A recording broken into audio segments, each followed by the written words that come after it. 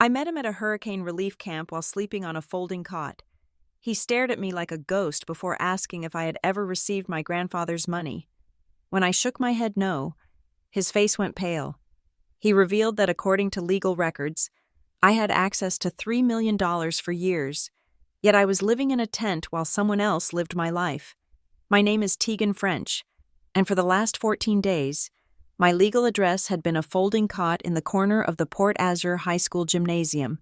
The air conditioning had died 3 days ago, leaving the massive space smelling of stale sweat, damp drywall, and the distinct, metallic tang of hopelessness. At 19 years old, I had learned that disaster does not care about your plans or your dignity. It just takes. I wiped a sheen of perspiration from my forehead with the back of my hand, tightening the grip on the plastic ladle I was using to serve gumbo.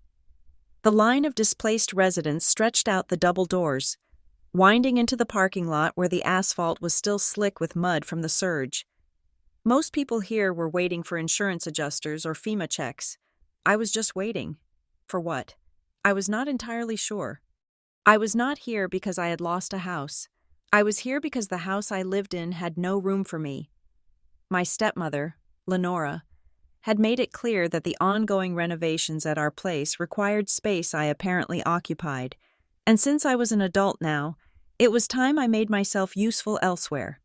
When the hurricane warning started flashing red, I did not go back to the inland safety of our family home. I came here. I figured if I was going to be homeless, I might as well be helpful. "Tegan, we need more rice," Mrs. Alvarez shouted over the din of the generator outside. "On it," I called back, my voice rasping from lack of sleep. I turned to grab a 50-pound bag from the pallet behind me, heaving it onto my shoulder. It was heavy, grounding work. It kept my mind off the fact that I had $40 in my bank account and no clear idea of where I would go when the shelter eventually closed. That was when the atmosphere in the gym shifted. It was subtle at first, a ripple of quiet that started at the entrance and spread inward. In places like this, silence is usually a bad sign. It means bad news, or police, or another storm warning. I lowered the bag of rice onto the table and looked toward the doors. A man was standing there, framed by the harsh afternoon sunlight cutting through the gloom of the gym. He did not belong here. That was the first thing my brain registered. Port Azure was a blue-collar fishing town, and right now, everyone was wearing stained t-shirts, rubber boots, and looks of exhaustion. This man was wearing a charcoal suit that probably cost more than the sedan I used to drive before it broke down. He was older, maybe in his late 60s, with silver hair swept back immaculately, and a posture that spoke of boardrooms and town cars. He looked like he had stepped out of a magazine spread about New York finance, dropped directly into our mud-soaked reality. He was not looking at the structural damage. He was scanning the faces. His eyes, sharp and steel gray, moved over the crowd with a desperate intensity. He was hunting for something. I watched him, paralyzed by a strange sense of familiarity. I had never seen him before. I was certain of that. Yet the way he held his jaw, the furrow of his brow, it sparked a dim recognition in the back of my mind. His gaze swept past the registration table, past the medical station, and then locked onto me. The air left my lungs. The moment our eyes met, he stopped cold. The frantic scanning ceased. He stared at me with such raw, unfiltered shock that I instinctively took a step back, my hand gripping the edge of the serving table. It was as if he was seeing a ghost. He started walking toward me. He did not look at the mud splattering his polished leather shoes. He did not seem to notice the people parting for him, murmuring questions. He only saw me. "Can I help you, sir?" I asked when he stopped on the other side of the serving line. I tried to keep my voice professional, the way I did when I dealt with difficult survivors, but my heart was hammering against my ribs. He did not answer immediately. He was studying my face, cataloging every feature. My eyes, the shape of my nose, the line of my chin. His hands were trembling slightly at his sides.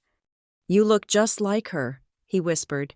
His voice was gravelly, thick with an emotion I could not place. Grief, maybe, or disbelief. My God, you look exactly like her. Like who? I asked, my guard going up. Sir, if you're looking for a missing person, the registration desk is… Tegan, he said. It was not a question. He knew my name. A chill that had nothing to do with the damp air slid down my spine. Who are you? He took a deep breath, composing himself, pulling the mask of the billionaire businessman back into place, though his eyes remained wet. My name is Grayson Vale. I need to speak with you, privately. I'm working, I said, gesturing to the line of hungry people. I can't just leave. Please, he said. One word, but it was weighted with so much urgency that it made me pause. It concerns your mother. It concerns everything. My mother died when I was 4. I had almost no memories of her. Just a handful of faded photographs Lenora had not managed to throw away, and a vague sense of warmth when I closed my eyes. Anyone claiming to know her had my attention. 5 minutes, I told him. I signaled Mrs. Alvarez to take over my station and wiped my hands on my apron. But we stay where people can see us. I led him to a relatively quiet corner near the bleachers, away from the noise of the food line, but still in full view of the security guard. I crossed my arms over my chest, a defensive barrier against whatever this man represented. You knew my mother? I asked, cutting straight to the chase. I am your grandfather, Tegan, he said. The world tilted slightly on its axis. I stared at him, waiting for the punchline. My grandfather is dead. He died 10 years ago in Ohio. I went to the funeral. Your maternal grandfather, Grayson corrected gently. Your mother was my daughter. We were estranged. When she left New York, she wanted to cut ties. She succeeded. I did not know where she was until it was too late. I did not know about you until recently. I frowned, trying to process this. Lenora had never mentioned a grandfather on my mother's side. My father, before he passed, had rarely spoken of my mother's past, only saying she came from a difficult family. Okay, I said slowly, skepticism dripping from my tone. So you're my grandfather. Why are you here? Why now? Grayson looked around the gymnasium, his gaze taking in the cots, the piles of donated clothes, the stark poverty of my current situation. His jaw tightened, a muscle feathering in his cheek. I hired a private investigator to find you, he said. I wanted to make sure you were safe. I wanted to make sure you were provided for. He paused, his eyes locking back onto mine. Tegan, where are you living? Here, I said, lifting my chin defiantly. For now, the storm did a number on the area. And before the storm? With my stepmother, sort of, I admitted. I move around. I like to be independent. Independent, he repeated the word as if it tasted sour. Tegan, I need to ask you a question, and I need you to be absolutely honest with me. It is important. Go ahead. Have you ever received any money from the Vale Family Trust? Have you ever accessed the funds your mother left for you, or the funds I set up in her name? I laughed. It was a dry, humorless sound. Sir, Grayson, look at me. I'm wearing donated jeans. I'm sleeping on a canvas cot. I just ate a protein bar for lunch because we're rationing the hot food for the families with kids. Do I look like someone who has access to a trust fund? Grayson's face went pale, the color draining away until he looked as gray as his suit. He reached into his inside pocket and pulled out a folded piece of paper. But he didn't hand it to me. He just held it, his knuckles white. You have never signed any documents authorizing withdrawals? He pressed, his voice dropping to a whisper. For education? For housing? For living expenses? No, I said, starting to get annoyed. I went to public school. I've worked since I was 15 waiting tables. I have never received a dime from anyone other than my paycheck. I don't know what you think you found, but you've got the wrong girl, or someone gave you bad intel. No, Grayson murmured, more to himself than to me. Not bad intel. Calculated. What are you talking about? He looked at me, and the sorrow in his eyes was replaced by something colder, something sharp and dangerous. It was the look of a man who built empires and destroyed competitors. But the anger wasn't directed at me. Tegan, he said, and his voice was steady now, terrifyingly calm. According to the legal documents filed in New York and Florida, you have a trust fund that was established upon your mother's death. It was meant to unlock when you turned 18 to ensure you would never have to struggle. I stared at him. The noise of the shelter seemed to fade into a dull buzz. A trust fund? How much? I expected him to say 10,000, maybe 20, enough for a car or a semester of community college. Grayson looked me dead in the eye.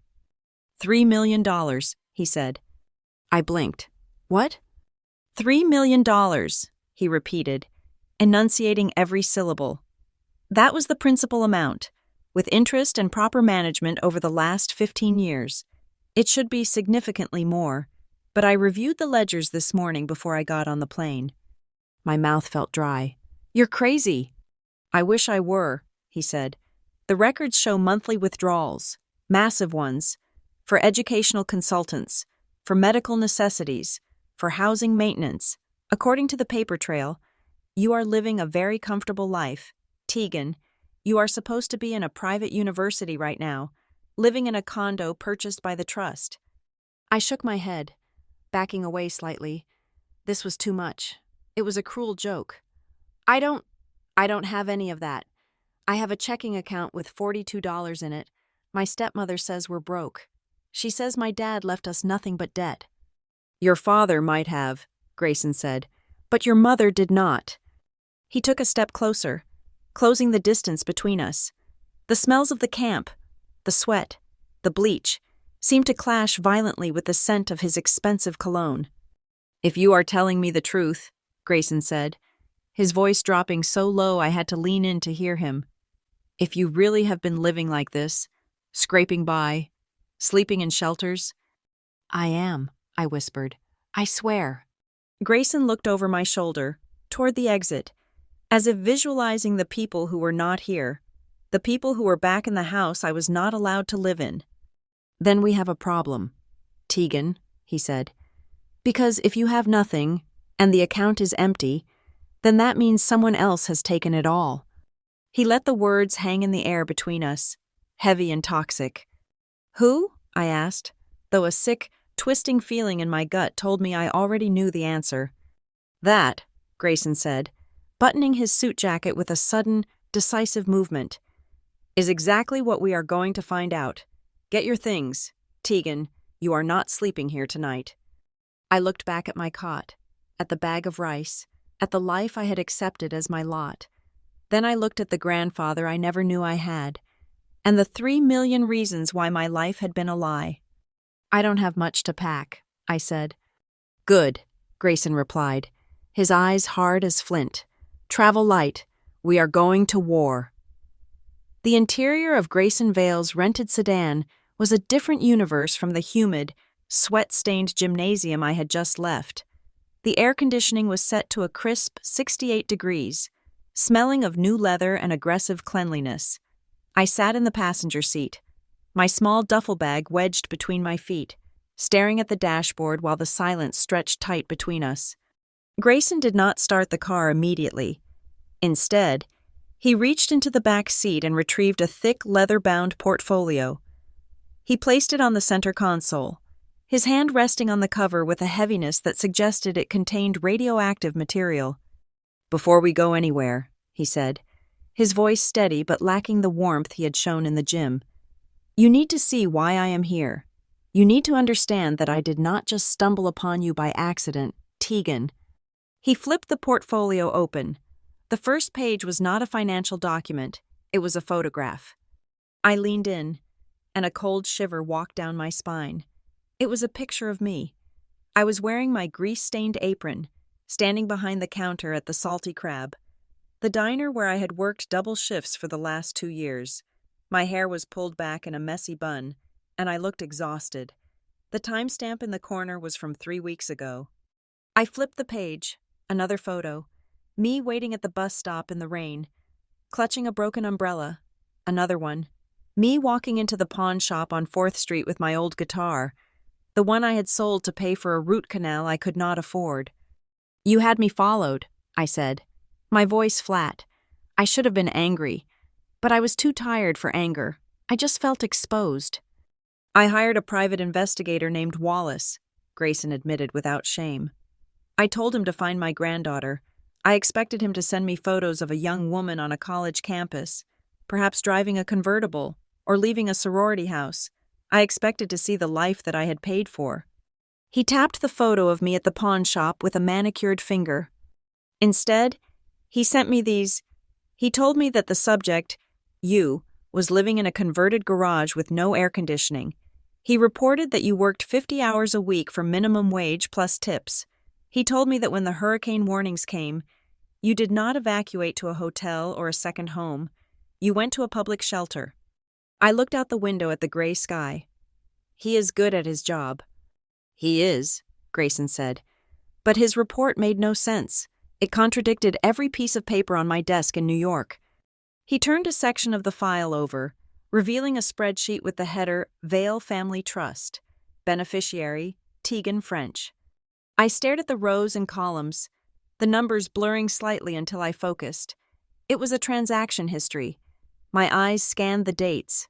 They went back years. Your mother wanted you to have freedom, Grayson said softly. When she passed, the insurance payouts and a portion of my own estate were placed into this irrevocable trust. The terms were simple. The principal was to remain untouched until you were 25, but the interest and discretionary funds for health, education, and welfare were available immediately upon her death. He pointed to a column on the right. Look at the withdrawals. Tegan. I looked. January 15th, $7,500. February 1st, $12,000. March 10th, $4,000. The list went on and on, month after month, year after year. The numbers were staggering. Just one of these withdrawals was more than I made in 6 months of scrubbing tables. Who? I whispered. Who took this? Grayson flipped to the next section. These were copies of request forms, official bank authorizations used to release the funds. The trustee I appointed was a bank officer, a man who was supposed to be neutral, Grayson explained, his jaw tightening. But the person with the power to request funds, the guardian of the beneficiary, was the one submitting the invoices. My eyes landed on the signature at the bottom of the page. It was a looped, elegant script I had seen 1,000 times. I had seen it on my report cards. I had seen it on birthday cards that contained $0. Lenora Pike.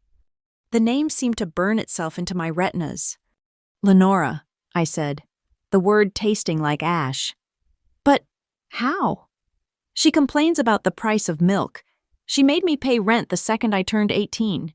She told me the roof leak in my room was too expensive to fix, so I just had to put a bucket under it. Read the justification for the withdrawals, Grayson commanded. I looked at the line above her signature. Purpose of funds: educational enrichment and private tutoring. Purpose of funds: mental health therapy and counseling. Purpose of funds: residential maintenance and security upgrades for beneficiary. Purpose of funds: annual vacation for cultural development. I felt a laugh bubbling up in my throat, a hysterical, jagged thing. Cultural development? The furthest I have been in 10 years is a camping trip to the Everglades, where we slept in a tent that leaked. And the education? Grayson asked. Did you have private tutors? I used Khan Academy on the public library computer because we didn't have Wi-Fi at home, I said. Grayson slammed his hand against the steering wheel, a sudden, violent motion that made me jump. I sat in my office in Manhattan, he said, his voice trembling with suppressed rage. I sat there for years, looking at these summary reports. I saw education, and I thought, good, she is learning. I saw residential maintenance, and I imagined you in a safe, beautiful home. I saw the numbers leaving the account, and I told myself that I was being a good grandfather from a distance. I thought money was the same thing as care. He turned to me, and his eyes were wet. I trusted the paperwork. Tegan. I trusted the bank statements.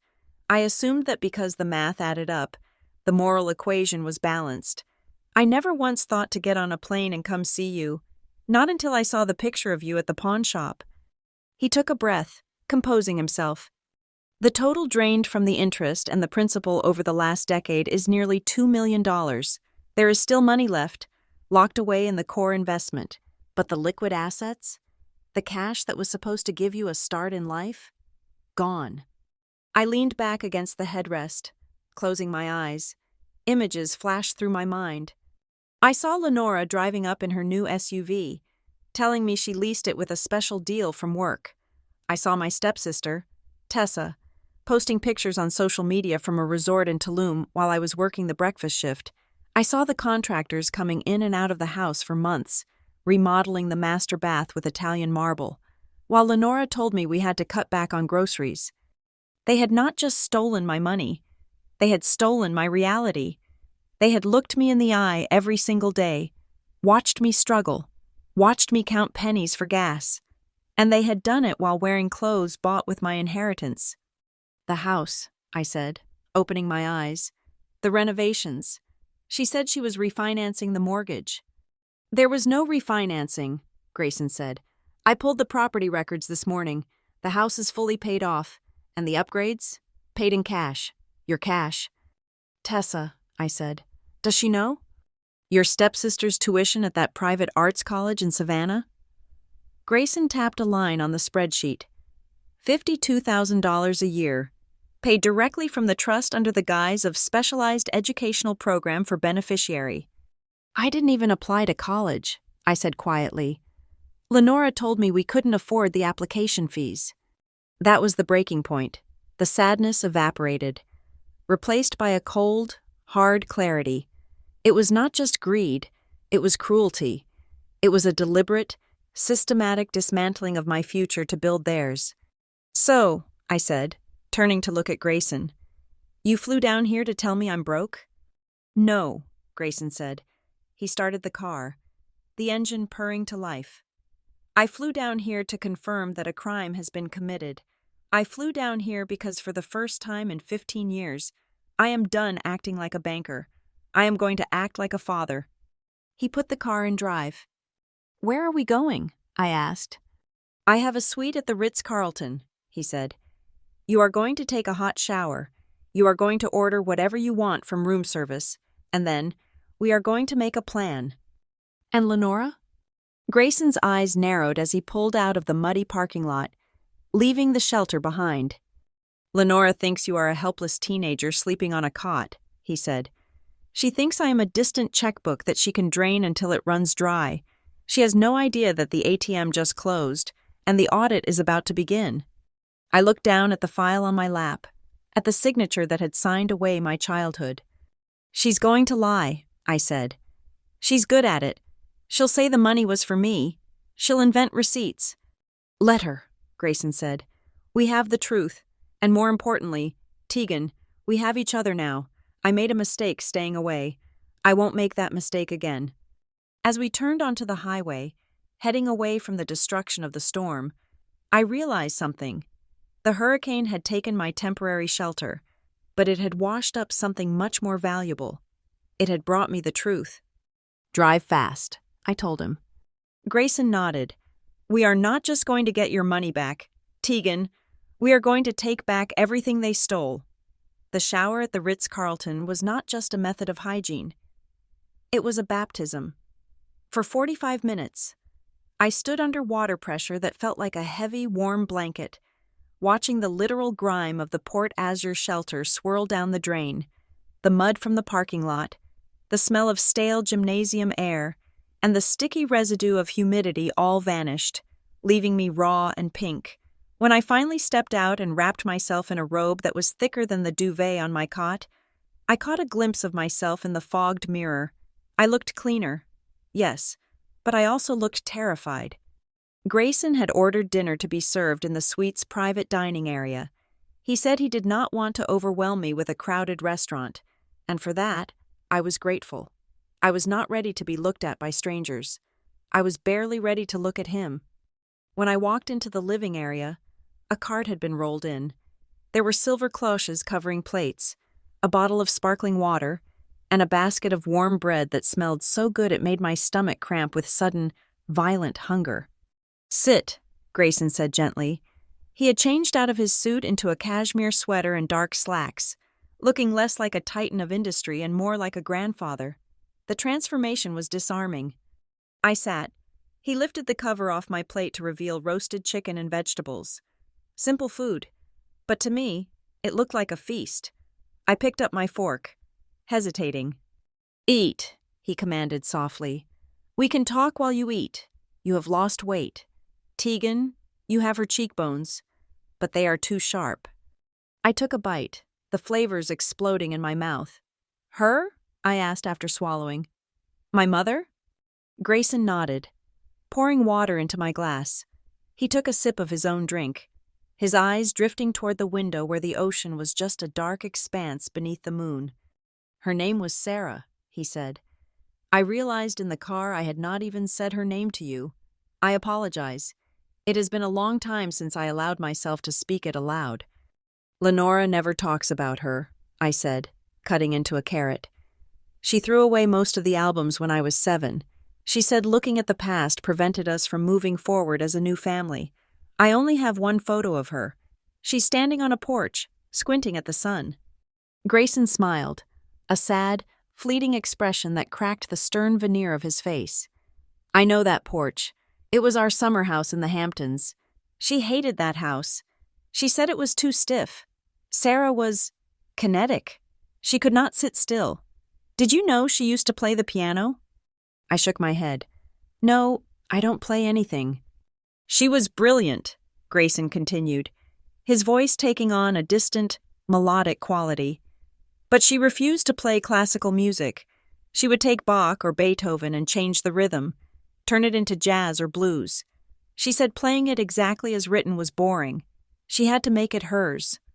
He looked at me across the table, studying my hands. "You have her hands," he observed.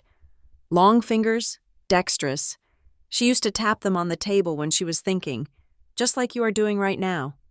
I froze, looking down at my left hand, which was indeed drumming a silent rhythm on the white tablecloth. I had done that my whole life. Lenora used to slap my wrist and tell me to stop fidgeting. Hearing Grayson frame it as an inheritance, a piece of my mother living on in my reflexes, made my throat tight. "She loved thunderstorms," Grayson said, chuckling softly. "When a storm would roll in off the Atlantic, everyone else would run inside. Sarah would run to the window. She said the noise was the world clearing its throat.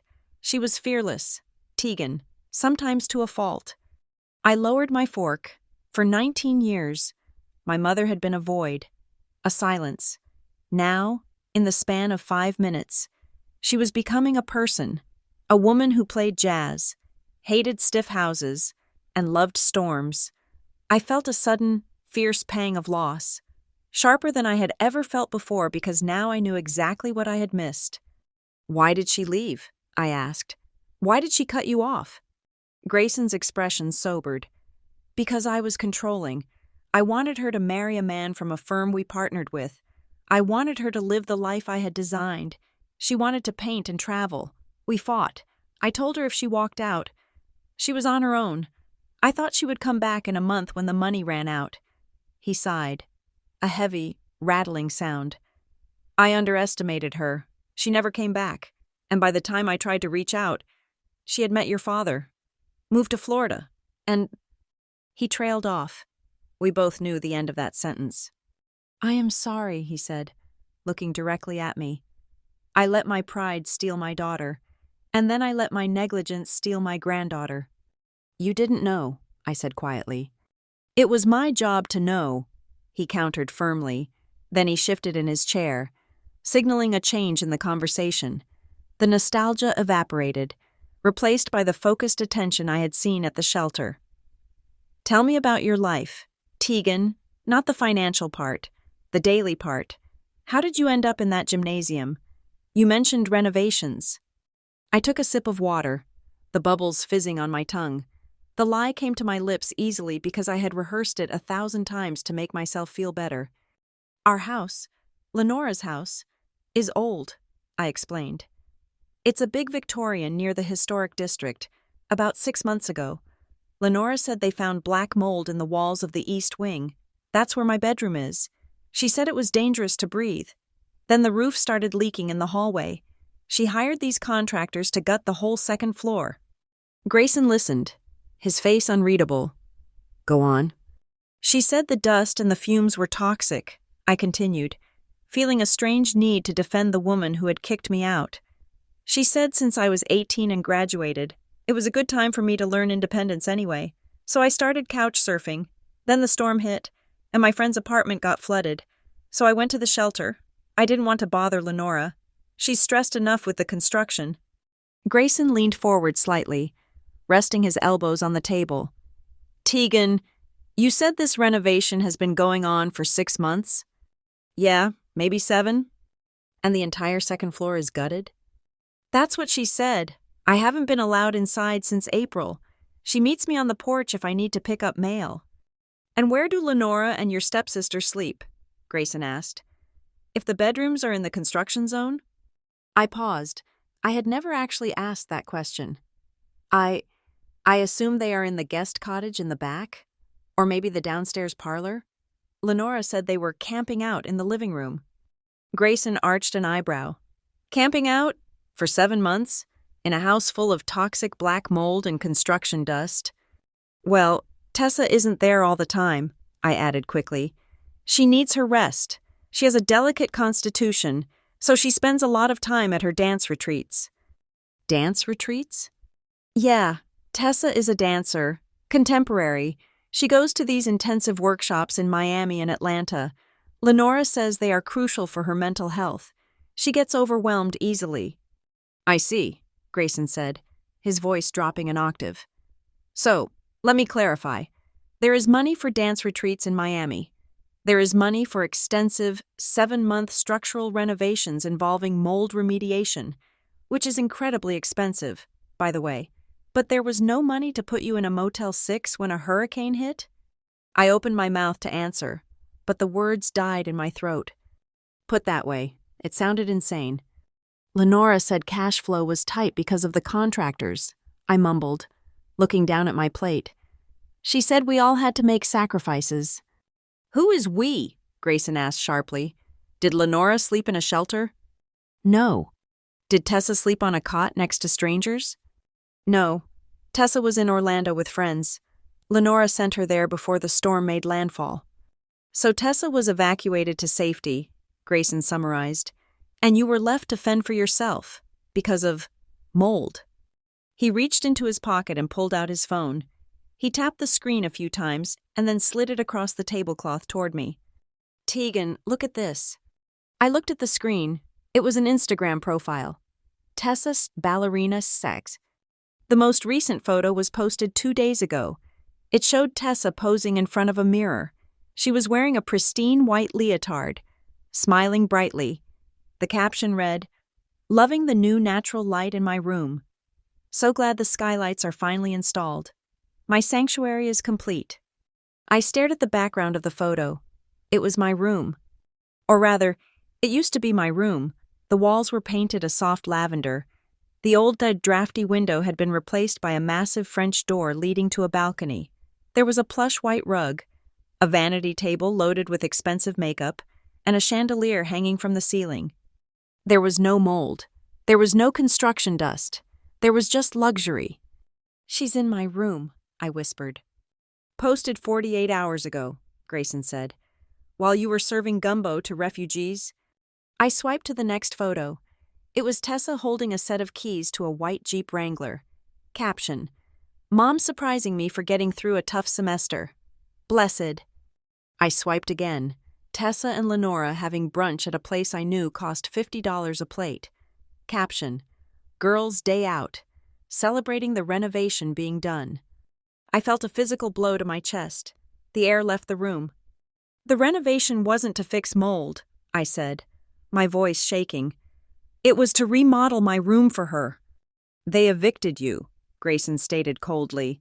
They used a lie about safety to push you out of the house so they could upgrade it with your money and give it to her. They did not just steal your trust fund, Tegan. They stole your physical space in the world. I pushed the phone back, feeling sick. The roast chicken suddenly threatened to come back up. I believed her, I said.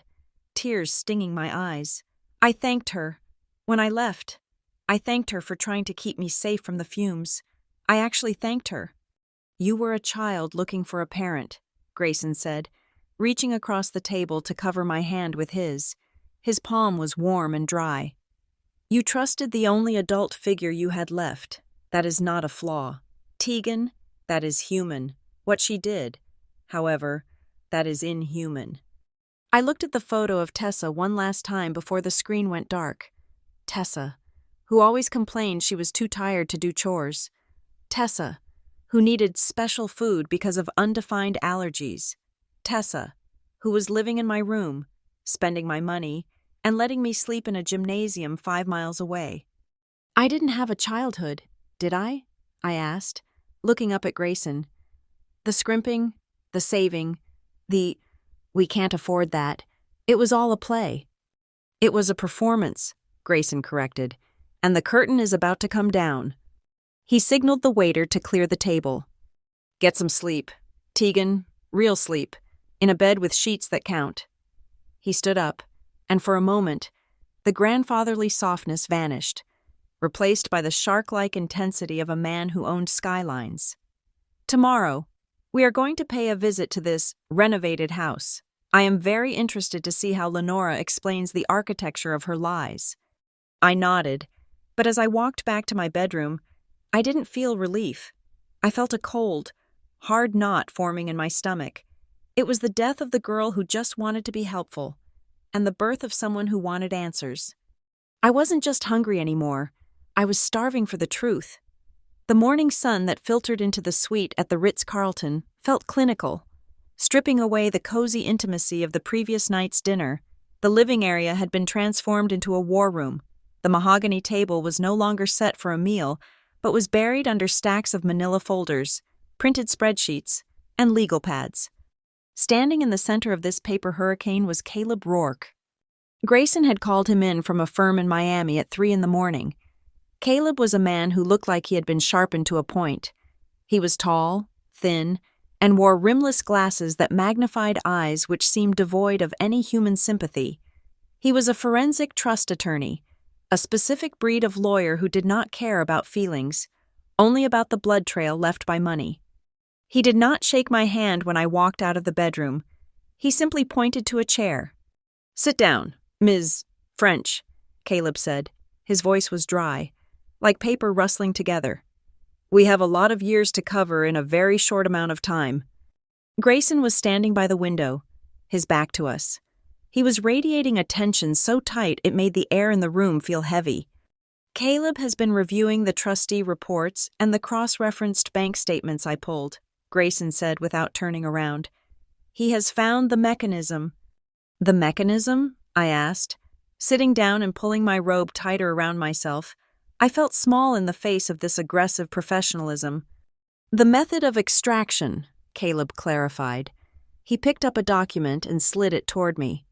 "Most people think trust fund theft involves someone breaking into a vault or hacking a password. It is rarely that dramatic. Usually, it is a slow, boring bleed. It is paperwork that tells a story that looks true enough to a banker sitting in an office 1,000 miles away." He tapped the paper with a pen. "This is a tuition invoice from 3 years ago. It is for the St. Jude's Academy for Girls. The annual fee is $38,000. It was paid in full by the Vale Trust." I looked at the invoice. It looked official. It had a crest, a stamp, and a signature. "I went to Port Azure Public High," I said. "I graduated with a 3.2 GPA. I have never set foot in St. Jude's." "I know," Caleb said. "I called the registrar at St. Jude's an hour ago. They have no record of a Tegan French. However, they do have a record of a Tessa Pike. She was captain of the debate team and took 3 AP art classes." "But the bill says Tegan," I pointed out, confused. "The invoice submitted to the bank says Tegan," Caleb corrected. "Lenora likely altered the header on the copy she sent to the trust officer, or even simpler. She submitted a generic bill that just said tuition for dependent, and the bank assumed it was for you because you are the only beneficiary listed on the trust." Grayson turned around then. His face was gray. "It is called commingling of benefit. Lenora argued that since you lived in the same household, expenses for the children were grouped, but she specifically requested funds for private education to ensure the beneficiary's safety. She used your name to cut the check, and then used the check to educate her own daughter. Caleb pulled another sheet. Let's talk about medical expenses. Last year, in October, there was a withdrawal of $12,000 for emergency orthodontic surgery and cosmetic dental reconstruction. My hand instinctively went to my mouth. I have a chipped molar in the back that I haven't fixed because the dentist said it would cost $600. Tessa Pike, however, Caleb said, looking at his notes, got a full set of porcelain veneers and invisible aligners around the same time. I found the tag on her social media thanking her mom for her new smile. He kept going, relentless, like a machine gun firing facts. $15,000 for a music conservatory summer intensive in New York. Did you go? No. $22,000 for a safe transport vehicle due to the remote location of the home. A Jeep Wrangler. Do you drive a Jeep? I take the bus, I whispered. Or I walk. The trust paid for the lease, the insurance, and the gas, Caleb said, throwing the paper onto the pile. Every single luxury item in that house, every advancement in your stepsister's life, was funded by a line item labeled for your protection or your future. I felt sick. It was not just the money, it was the gaslighting. All those times Lenora had told me we were struggling. All those times she sighed over the electric bill and told me to turn off the lights. She was performing poverty for me while she was spending a fortune behind my back. How is this legal? I asked, my voice rising. How did the bank not know? Isn't there someone supposed to check? That is the trap, Caleb said, taking off his glasses and rubbing the bridge of his nose. The trustee is a large financial institution. They manage thousands of trusts. As long as the paperwork looks correct, as long as the receipts match the request amounts, they approve it. They do not send agents to your house to check if you are actually the one driving the Jeep. They do not call the school to see which girl is sitting at the desk. Lenora knew that. She knew that as long as she didn't ask for $1 million all at once, no one would look closely. She siphoned it off, 4 and 5 figures at a time, for 15 years. She was methodical, Grayson added, his voice low and dangerous. She did not just steal. She reallocated your life. She took the life my daughter left for you, and she gave it to Tessa. So what do we do? I asked. I looked from Caleb to Grayson. We go to the police, right? We arrest her? Not yet, Grayson said. I stared at him. What? You just said she stole millions? You have the proof. We have indications, Caleb corrected. We have a mismatch between the trust ledger and your testimony. But if we walk into a police station right now, or if we sue her today, Lenora will claim it was a misunderstanding. She will say the money was spent on the household, which benefited you indirectly. She will say she bought the car for the family and you refused to drive it. She will say the tuition was an administrative error. Caleb leaned forward, his eyes locking onto mine. Rich people who steal are very good at muddying the waters. Tegan, if we strike now, she will hide the rest of the assets. She will shred documents. She will coach Tessa to lie. We need to nail her feet to the floor before she knows we are even in the room. So what is the plan? I asked, frustration bubbling up. I just go back to the shelter and pretend I don't know she's driving a Jeep paid for with my name? No, Grayson said. He walked over to the table and placed his hands on the scattered papers. We are going to conduct an asset verification. It is a standard clause in the trust agreement, every 5 years, or at the discretion of the grantor, that is me, we can demand a physical audit of the purchased items. We are going to go to the house, Caleb explained. We are going to ask her to show us the things she bought. We will ask to see the educational materials. We will ask to see the medical records. We will ask to see the security upgrades in your bedroom. She will lie, I said. She will make something up. We are counting on it, Grayson said. A dark, predatory smile touched his lips. We want her to lie. We want her to look me in the eye and tell me that the renovations were for you. We want her to sign a legal affidavit stating that these expenditures were for your sole benefit, because once she signs that paper, it is no longer just theft, it is fraud, it is perjury, and it is undeniable. We need her to commit the crime one more time, Caleb said. On the record, in front of witnesses. I sat back in the chair. The room felt cold. The logic was sound, terrifyingly so. They were treating my life like a chess game. I have to see her, I said. I have to stand there and listen to her lie to me. Can you do it? Grayson asked. Can you stand in that house, look at the woman who raised you, and not scream? Can you play the part of the confused, innocent girl for just one more hour? I thought about the heat in the gymnasium. I thought about the way Lenora used to look at me, with a mixture of pity and annoyance, when I asked for $20 for a field trip. I thought about Tessa posting selfies in my bedroom. I can do it, I said. My voice was steady, steadier than I felt. Caleb nodded and began gathering the papers. Good. I will draft the notice of inspection. We will serve it to her this afternoon. We will not give her time to prepare. We catch her off guard. Grayson walked over to me. He looked tired, the weight of his own guilt still heavy on his shoulders, but his resolve was iron. Tegan, he said softly, I need you to understand one thing. When we walk into that house, you are not the victim anymore. You are the evidence. I understand, I said. But there was one question burning a hole in my chest. One question that the spreadsheets and the legal strategies could not answer. Grayson, I asked, looking up at him. Yes? If she took the money for school, and she took the money for the dentist, and she took the money for the car. I paused, trying to keep my voice from cracking. Did she ever spend a single dime on me? Actually, on me? Grayson looked at Caleb, then back at me. His silence was the loudest thing in the room. We found one legitimate charge, Caleb said quietly, not looking up from his briefcase. 7 years ago, a payment to a local clinic for a broken arm, $200 for a cast. I remembered that broken arm. I fell out of a tree in the backyard. Lenora had been furious. She had complained the whole drive to the urgent care that I was clumsy and careless. She had made me feel guilty for the cost of the plaster. $200 out of $3 million. So, I said, a bitter laugh escaping my lips, I was worth $200 to her. No, Grayson said fiercely. You were worth $3 million to her. That is why she kept you. That is why she didn't put you up for adoption when your father died. She needed you. You were her golden goose. The realization hit me like a physical blow. She hadn't kept me out of love. She hadn't kept me out of duty to my father. She had kept me because I was a walking, talking bank account. How long? I asked.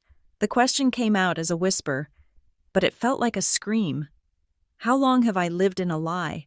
Was any of it real? The birthdays? The Christmases? When she hugged me at graduation, was she just checking my pockets? Grayson knelt down so he was eye level with me. Everything she did was a lie, Tegan, but what we are going to do today, that will be the first real thing that has happened in that house in years. I stood up. I tightened the belt of the robe. I felt a strange calm settling over me. It was the calm of the hurricane's eye. Let's go, I said. I want to see my room, the one she built for me. Grayson nodded and stood up.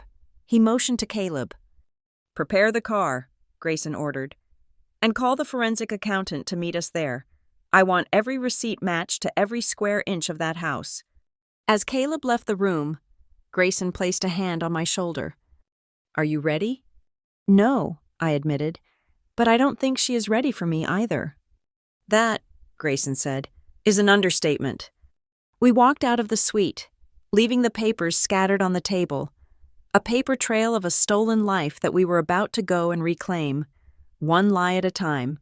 The phone sat in the center of the mahogany conference table like an unexploded bomb. It was a sleek, black device, but at that moment, it felt like the most dangerous object in the room. Grayson sat in the leather chair directly in front of it, his hands clasped together, his face a mask of enforced calm. Caleb stood in the corner, arms crossed, listening. I sat on the sofa, my knees pulled up to my chest. I felt nauseous.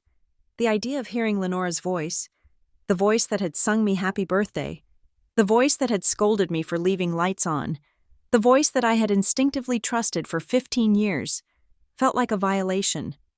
"Remember," Grayson said, his voice low, "I am just the distant grandfather checking in. I am the man who signs the checks, not the man who reads the ledger. We need her comfortable. We need her arrogant." He tapped the screen. The speakerphone engaged. The line rang once, twice. "Hello?" The voice was bright, breathless, and terrifyingly familiar. It was Lenora. She sounded exactly the same as she did when she greeted neighbors at the grocery store, warm, inviting, and completely manufactured. "Lenora," Grayson said. His tone was masterful. It held just the right amount of bored, wealthy detachment. "It is Grayson Vale." There was a pause on the other end, a split second of calculation before the charm was dialed up to maximum volume. "Grayson!" Lenora exclaimed. "Oh my goodness, what a surprise. I was just telling Tessa the other day that we haven't heard from you in ages. I hope you are well. How is New York treating you?" "New York is cold," Grayson said. "I am actually in Florida.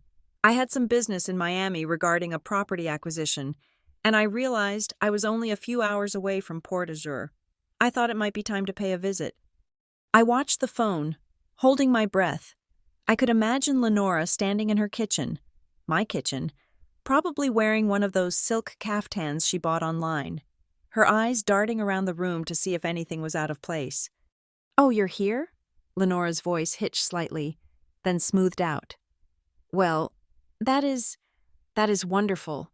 A little warning would have been nice, just so I could have prepared a proper guest room. But we would love to see you." "I am particularly interested in seeing Tegan," Grayson said. "I trust she is doing well. The reports I get from the bank are always so administrative.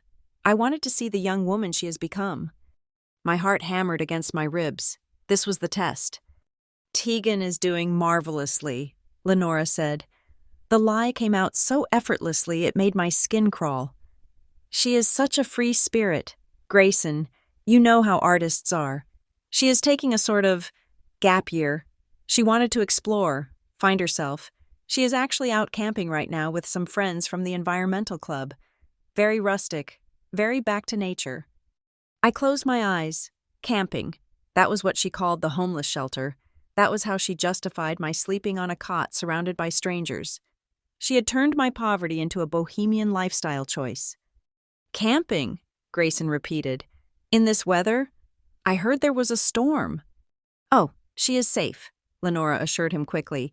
"She is staying in a very secure lodge. She is fiercely independent. That one.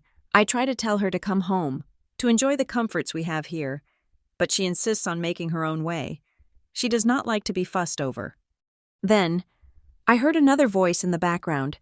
It was distant at first, then closer, as if the person had walked into the room. "Mom, is that the caterer for the party?" It was Tessa, my stepsister, the girl I had shared a bathroom with, the girl I had helped with homework, the girl who was currently living in my renovated bedroom. "Shh, Tessa, it's Grayson Vale," Lenora hissed. Her voice muffled as if she had covered the microphone, but not well enough. "The billionaire grandpa?" Tessa's voice came through clear and bright, lacking any filter. "Ask him if he's coming to the reveal party. I need to know if I should wear the Chanel or the Dior." I felt a cold knot tighten in my stomach. The reveal party. They were throwing a party, probably to show off the house paid for with my trust fund. "Tessa, hush," Lenora said, her voice coming back to full volume, dripping with apology. "Sorry, Grayson, Tessa is just excited. We have been doing some work on the house, maintenance, really, and she is helping me organize things." "It sounds lively," Grayson said dryly. "And what about Tegan? Does she need anything? I could transfer some extra funds if she needs supplies for her camping trip." "Oh, no, Lenora laughed. It was a dismissive, tinkling sound. "Tegan is very low maintenance. Grayson, honestly, she prefers it that way. She is not like Tessa. Tegan is simple. She is happy with a sketchbook and a sandwich. She doesn't need much to be content. Giving her too much actually overwhelms her. We found it is better to just let her be. She doesn't need much. The words hung in the air of the hotel suite, heavy and suffocating. For years, I had worn that label like a badge of honor. I was the easy child. I was the one who didn't ask for the new iPhone. I was the one who said, "It's okay," when we couldn't afford a prom dress. I thought I was being helpful. I thought I was being a good daughter by not being a burden on a grieving widow. But now, hearing it through the speakerphone, I realized it wasn't a compliment. It was a strategy. They had groomed me to be simple, so they wouldn't have to waste my own money on me. Every time I said, "I don't need it," I was giving them permission to take it. "I see," Grayson said. His eyes flicked to me, filled with a profound sadness. "Well, I would still like to come by. Perhaps I can see the house? And if Tegan is reachable, maybe you can summon her?" "Of course," Lenora said. "Why don't you come for dinner tonight? 7 o'clock? I will try to get a hold of Tegan, but you know how spotty cell service is in the woods. But definitely come. Tessa would be thrilled to meet you." 7 o'clock, Grayson agreed. "I look forward to it." He tapped the button to end the call. The silence that followed was deafening. I stared at the black screen of the phone. I felt like I had just watched a video of my own autopsy. "She sounded so nice," I whispered. "That's the worst part. She didn't sound like a monster. She sounded like a mom." "That is why she is dangerous," Grayson said. "Monsters who look like monsters are easy to run from. Monsters who look like mothers are the ones who eat you alive." I stood up and walked to the window, looking out at the Miami skyline. My reflection in the glass looked ghostly. "I did this," I said quietly. "I let them do this to me. When she said I was simple, I agreed with her. When she said I didn't need new clothes, I nodded. I participated in my own robbery." "You were a child. Tegan," Caleb said from the corner. His voice was sharp, cutting through my self-pity. "Stop blaming the victim. It is inefficient." He stepped forward, placing a single sheet of paper on top of the pile on the table. "While you were listening to the performance, I found the smoking gun." I turned around. "What is it?" "Grayson mentioned the renovations," Caleb said. "I decided to track the payments for the construction company Lenora used. It is a firm called Pike & Associates Construction." "Pike?" I frowned. "That's Lenora's maiden name. Is it a relative?" "It is a shell company," Caleb said. "I ran the corporate registration. It was incorporated 2 years ago. The registered agent is Lenora Pike. The business address is a P.O. box in a strip mall." He pointed to the spreadsheet. "There were no contractors. Tegan, or at least not $300,000 worth of them. She was writing checks from the trust to Pike Construction for structural repairs. Then she was depositing those checks into a private account controlled solely by her." Grayson picked up the paper, his face hardening into stone. "She wasn't just overspending," Grayson said. "She was laundering. She was taking the money out tax-free as a home improvement expense and putting it straight into her pocket." "And the actual work on the house?" I asked. "The skylights? The marble?" "Paid for with a fraction of the money," Caleb explained. "She probably hired cheap labor and kept the difference. She charged the trust $50,000 for a roof repair that probably cost $5,000. It is pure embezzlement." I looked at the paper. It was just numbers and dates. But it told a story of absolute betrayal. She hadn't just prioritized Tessa. She had built a fake business just to drain my inheritance faster. "She invited us to dinner," I said, my voice trembling with a mix of rage and adrenaline. "She thinks she's going to charm you. She thinks she's going to show off the house and you'll be impressed. She thinks she is inviting a senile old man to a party," Grayson said, standing up and buttoning his jacket. "She does not realize she has invited the executioner." He walked over to me and placed his hands on my shoulders. "Tegan, tonight you are going to hear things that will hurt. You are going to see things that will make you angry, but you cannot break. Not until we have everything signed." "I won't break," I said. I thought about Tessa's voice on the phone. I need to know if I should wear the Chanel or the Dior. Good, Grayson said, because we are not just going there to eat dinner. We are going there to take the keys back. One more thing, Caleb interrupted. He looked up from his tablet. I just got an alert from the bank. Lenora just tried to transfer another $10,000, presumably to pay for the dinner party she just invited you to. I laughed. It was a dark, humorless sound. She's using my money to buy the steak she's going to serve me. Let the transaction go through. Grayson told Caleb, let her dig the hole a little deeper. It will just be one more line on the indictment. I looked at the clock. It was 4 p.m. 3 hours until dinner. 3 hours until I walked back into the house that was supposed to be mine and faced the woman who had turned me into a guest in my own life. I realized then that Tegan, the simple girl, was gone. She had died in the shelter. The Tegan who was going to dinner tonight wanted everything, and she was going to get it. The gravel of the driveway crunched under the tires of the black SUV, a sound that used to signal safety, but now sounded like the approach of a tank. I sat in the back seat, sandwiched between the cool leather of the interior and the hot, rising panic in my chest, beside me. Grayson Vale sat like a stone statue, his eyes fixed on the house that loomed ahead. It was a beautiful house. I had always thought so. It was a sprawling Victorian with a wraparound porch, painted a tasteful dove gray with white trim. But tonight, bathed in the soft glow of the landscape lighting I knew for a fact had been installed 2 months ago, it looked less like a home and more like a fortress built on stolen ground. Remember, Caleb said from the front passenger seat, not turning around. We are not guests. We are auditors. The car stopped. There, parked prominently near the front steps, was the white Jeep Wrangler. It shone under the floodlights, the safe transport vehicle that I had never been allowed to drive. It looked aggressive, with oversized tires and a custom grille. Nice car, Grayson noted, his voice devoid of any warmth. I assume that is the vehicle necessary for the rough terrain of the suburbs. We stepped out. The night air was thick and humid, filled with the scent of jasmine from the trellis Lenora had planted last spring. I took a deep breath, trying to steady my shaking hands.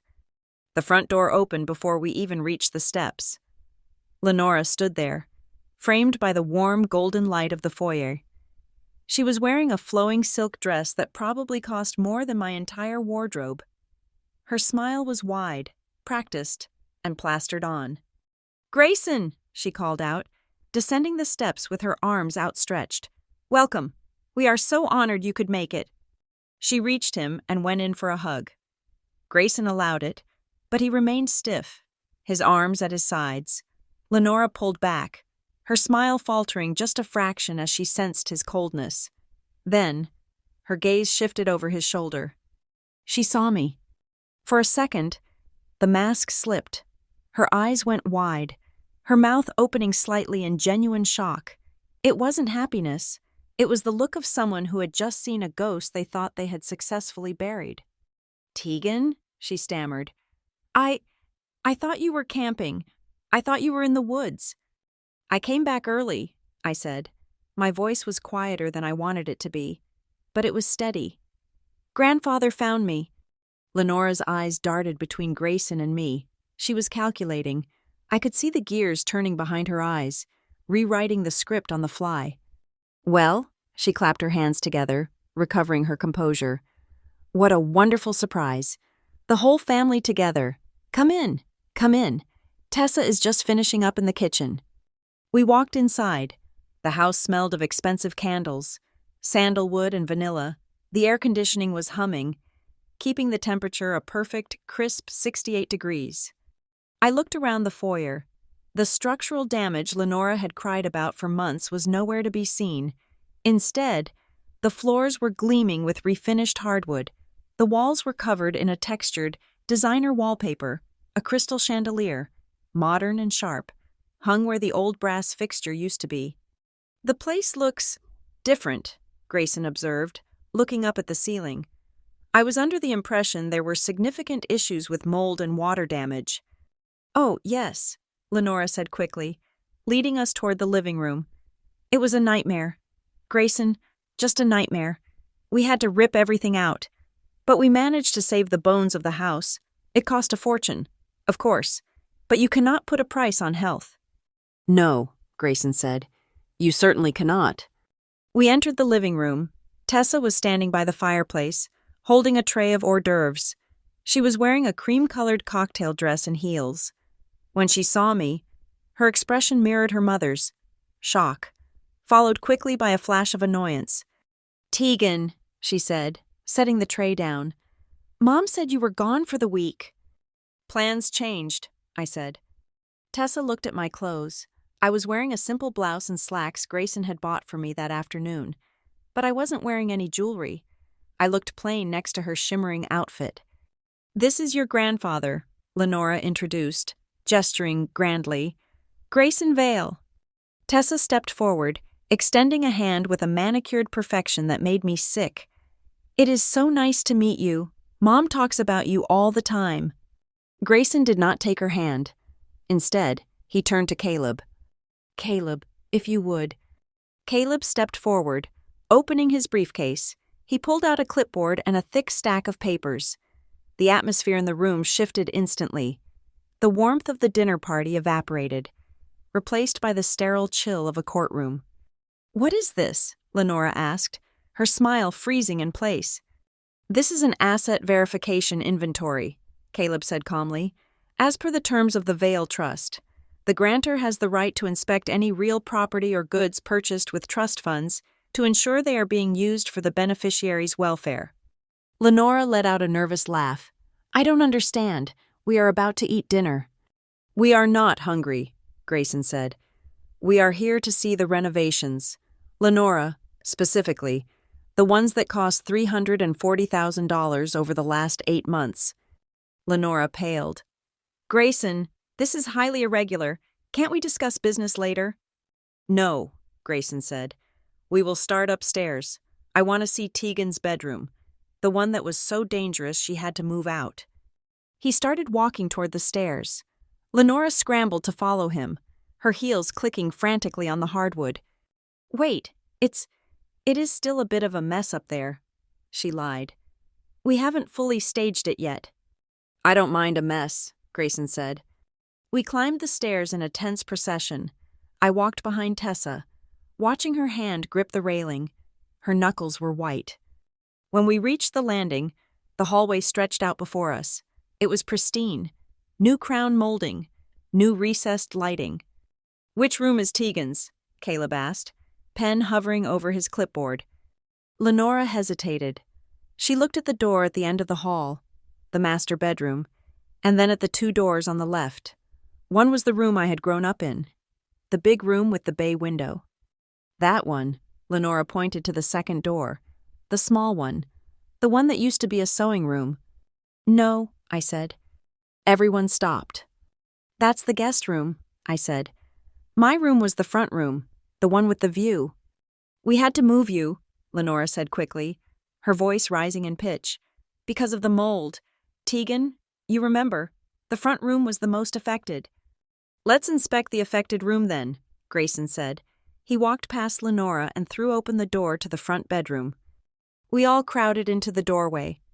It was breathtaking, and it was agonizing. The room had been transformed into a sanctuary of luxury. The moldy walls were now covered in acoustic soundproofing panels and white shiplap. The old window had indeed been replaced by French doors leading to a new balcony. A king-sized bed with a velvet headboard dominated the center of the room. In the corner, a dedicated dance floor had been installed, complete with a ballet bar and a wall of mirrors. Caleb walked into the room, his eyes scanning the space. He consulted his list. "Item," Caleb read aloud, "acoustic dampening renovation for sensory sensitivity, $14,000. He tapped the wall. "Installed here." He turned to Tessa. "Do you have sensory sensitivity, Tessa?" Tessa blinked, looking cornered. I need quiet to focus on my dance practice." "Item," Caleb continued, "orthopedic sleep system for spinal alignment, $8,000. He poked the mattress. "This looks like a Cloud Rest Prestige. Is this your bed, Tegan? I looked at the bed. It looked like a cloud. I thought about the cot in the gymnasium, the metal bar that had dug into my back for 2 weeks. No, I said. I've never slept in this room, not since the renovation started. This is my room, Tessa blurted out, defensive now. Mom said I could have the bigger space because I have more equipment. Tegan doesn't have any hobbies. Hobbies, Grayson repeated the word softly. You think a $3 million trust fund exists to support your hobbies? It's a family house, Lenora interjected, stepping between Grayson and Tessa. We share everything. What belongs to one belongs to all. Tegan knows that. Tegan is happy to share. Show me where Tegan sleeps, Grayson commanded. He turned his back on the beautiful ballet studio and walked across the hall to the small sewing room Lenora had pointed to. He opened the door. The contrast was violent. The room was tiny, barely large enough for a twin bed. The walls were painted a dull beige. There was no furniture other than a cheap metal bed frame and a wobbly dresser. Boxes of Christmas decorations were stacked in the corner. The air smelled dusty and stale. It looked like a storage closet where they occasionally kept a human. Caleb stood in the doorway, looking from the plush carpet of the hallway into this sad, cramped box. There are no renovations here, Caleb noted. No acoustic panels, no French doors, no custom lighting. He looked at Lenora. I have a receipt here for bedroom suite remodel, beneficiary. It lists custom cabinetry and a walk-in closet installation. Cost, $22,000. He gestured to the closet in the sewing room, which was barely 2 feet wide and had a broken bifold door. Is this the $22,000 closet, Lenora? Lenora was sweating now. The sheen was visible on her forehead. We haven't gotten to this room yet. The contractors are coming back next month. Next month, Grayson said.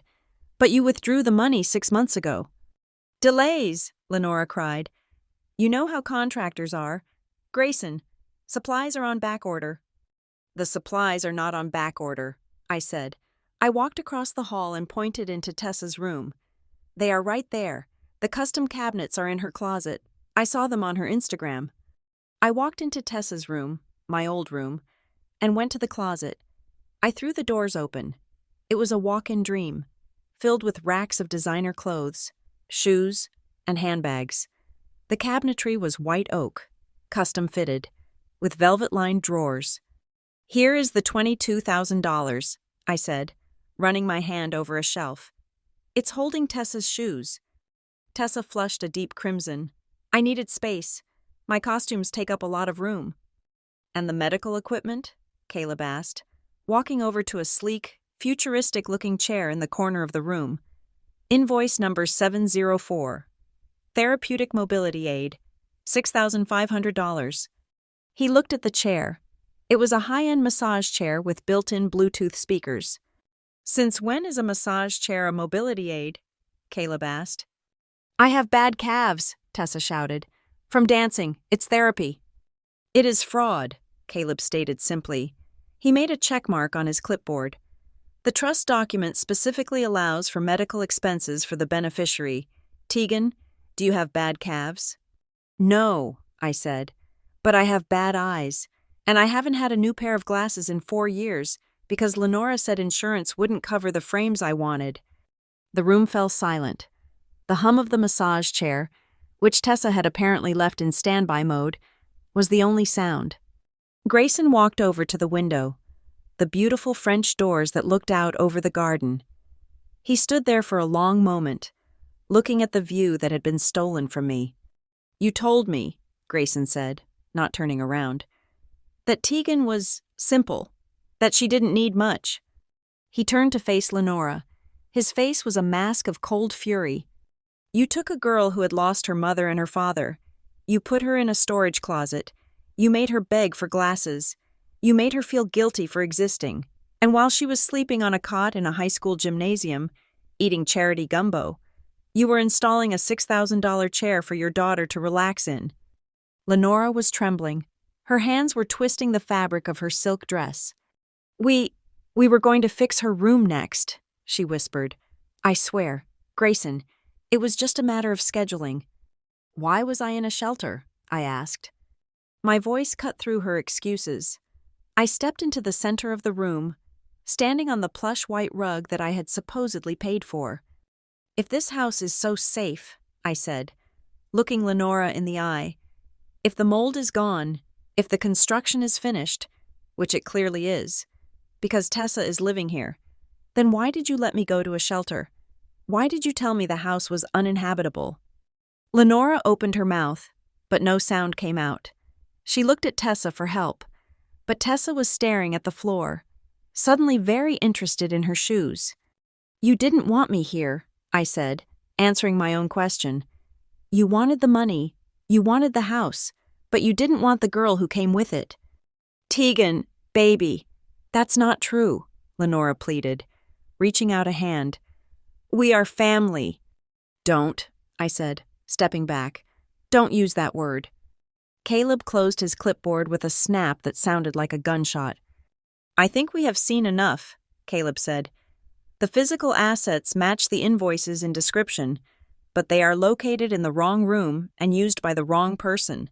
This is a clear misappropriation of funds. I can explain, Lenora said, panic rising in her voice. I can fix this. We can move things around. Tegan can have this room. Tessa can move to the guest room right now. We will swap tonight. It is too late for a room swap, Lenora, Grayson said. He walked past her, brushing her shoulder as if she were a piece of furniture he didn't like. We are not here to redecorate. We are here to foreclose. Foreclose? Lenora shrieked. You can't! This is my house! Actually, Caleb said, pausing at the door, according to the deed transfer you signed 5 years ago to put the property under the trust's protection for tax purposes, it is Tegan's house. You are just the custodian, and as of this moment, you are failing in your custodial duties. We walked out of the room, leaving Lenora and Tessa standing in the middle of their stolen luxury. As we descended the stairs, the beautiful crystal chandelier overhead didn't look like a decoration anymore. It looked like a sword of Damocles, hanging by a thread, waiting to fall. I walked out the front door and into the humid night air. I looked at the Jeep in the driveway. Do you want to drive it? Grayson asked me. No, I said. I don't want anything in that house. It's all tainted. Good, Grayson said, because soon it will all be evidence. I looked back at the house one last time. I saw Lenora's silhouette in the window of my old bedroom. She was pacing. For the first time in my life, I wasn't the one on the outside looking in, wishing I could be part of the warmth. I was the one standing in the truth, and she was the one trapped in a beautiful, burning building. The tension in the air as we descended the staircase was heavy enough to crack the newly refinished hardwood floors. We did not leave the house immediately after the inspection of the bedrooms. Caleb Rourke was not a man who left loose ends, and right now, Lenora Pike was a loose end that needed to be tied off, cauterized, and filed away as evidence. Please, Lenora said, her voice trembling slightly as she gestured toward the kitchen. Let's sit. Let's have a drink. I'm sure we can clear up this misunderstanding about the rooms. It is just logistics. Grayson, pure logistics. We followed her into the kitchen, like the rest of the house. It was a masterpiece of expensive taste. White marble countertops, professional-grade appliances that looked like they had never been used, and a massive island that could seat 10 people. Grayson refused the chair she offered. He stood by the refrigerator, his arms crossed, watching her with the cold detachment of a biological researcher observing a specimen in a jar. Caleb placed his briefcase on the pristine marble island. The click of the latches echoed in the silent room. We do not need a drink, Lenora, Caleb said, his tone flat and professional. However, before we leave, I need to formalize the inspection we just conducted. Since there are discrepancies regarding the location of the assets, I need you to sign a verification of purchase intent. Lenora blinked, her hand hovering over a bottle of wine she had been about to open. A what? A verification, Caleb repeated. He pulled a single sheet of paper from his file. It was dense with text, but there were several highlighted sections at the bottom. You are the legal guardian and the primary requester of these funds. You stated on the withdrawal forms that these items, the renovation, the vehicle, the medical equipment, were for Tegan's sole benefit. I just need you to certify that this was indeed your intent when you signed the checks." Lenora looked at the paper, then at Grayson. She saw a lifeline. She thought that if she signed this, if she insisted on paper that her intentions were pure, the reality of the situation would somehow bend to match her lies. She thought she could bureaucratize her way out of the theft. "Of course," Lenora said, putting on her best offended mother face. "I have nothing to hide. Everything I bought was for this family, and Tegan is the heart of this family. If the items ended up in Tessa's room, it was only because Tegan didn't want them. You know how she is." She looked at me, her eyes pleading for me to play along, to be the simple girl one last time. "Right, Tegan?" she asked. "You didn't want the big room. You said it was too drafty." I looked at her. I remembered begging her not to move me to the sewing room. I remembered crying when she told me I had to pack my things into garbage bags because boxes were too expensive. I said nothing. I just stared at her. Lenora took my silence for submission. She turned back to Caleb, picked up a gold pen from the counter, and leaned over the document. "I am signing this because I want the record to show that I have been a devoted guardian," she declared, her signature scratching loudly across the paper. "I have done everything to ensure Tegan had a standard of living befitting the Vale name." She signed with a flourish. She dotted the I in her name with a sharp jab. "There," she said, straightening up and sliding the paper back to Caleb. "Are we satisfied? Can we discuss the future now?" Caleb picked up the paper. He blew on the ink gently to dry it. Then he looked at Lenora, and for the first time, a small, icy smile touched his lips. "Thank you, Lenora," Caleb said. "You have just signed a sworn affidavit confirming that you knowingly purchased a $6,000 massage chair and a $50,000 luxury vehicle for the specific medical and transport needs of Tegan French." "Yes," Lenora said, looking confused. "That is what I said." "However," Caleb continued, his voice dropping a register, becoming sharper, "we have just established, with 3 witnesses present, that Tegan French does not have access to these items. Furthermore, Tegan French has just testified that she has never driven the vehicle and does not suffer from the medical conditions the chair treats." "It's a mix-up," Lenora snapped. "I told you we share." "No," Caleb cut her off. "By signing this, you have locked yourself into a binary trap. Either you lied on the original bank forms when you requested the money, which is bank fraud, or you told the truth on the forms but then misappropriated the assets for your own biological daughter, which is theft by deception and a breach of fiduciary duty. And by signing this affidavit just now, confirming your intent was for Tegan, you have stripped yourself of the defense that it was an accidental administrative error." Lenora's face went white. She looked at the paper in Caleb's hand as if it had suddenly turned into a viper. "You tricked me," she whispered. "I gave you an opportunity to tell the truth," Caleb corrected. "You chose to double down on the lie. That document is admissible in court. It proves that you knew exactly who the money was for, and you spent it on someone else anyway." Lenora backed away against the counter. The charm was gone. The cool mom facade shattered, revealing something ugly and desperate underneath. "I took care of her," Lenora screamed, pointing a shaking finger at me. "I fed her. I clothed her. Do you know how hard it is to raise a child that isn't yours? She was a burden. A sullen, quiet, ungrateful burden." Grayson took a step forward, his hands balling into fists. But I stepped in front of him. I needed to hear this. "A burden?" I asked softly. "I cooked the meals. I cleaned the house. I stayed out of your way. I asked for nothing." "You existed," Lenora shouted, her eyes wild. "You were always there, reminding me that he was gone, reminding me that the money wasn't mine. It was always Tegan's trust. Tegan's inheritance. What about me? I was the wife. I deserved that life. Tessa deserved that life." Tessa, who had been shrinking into the corner, tried to step forward. "Mom, stop." "No," Lenora rounded on her daughter, then back to us. You think you can just walk in here and take it all away? After 15 years? I earned this house.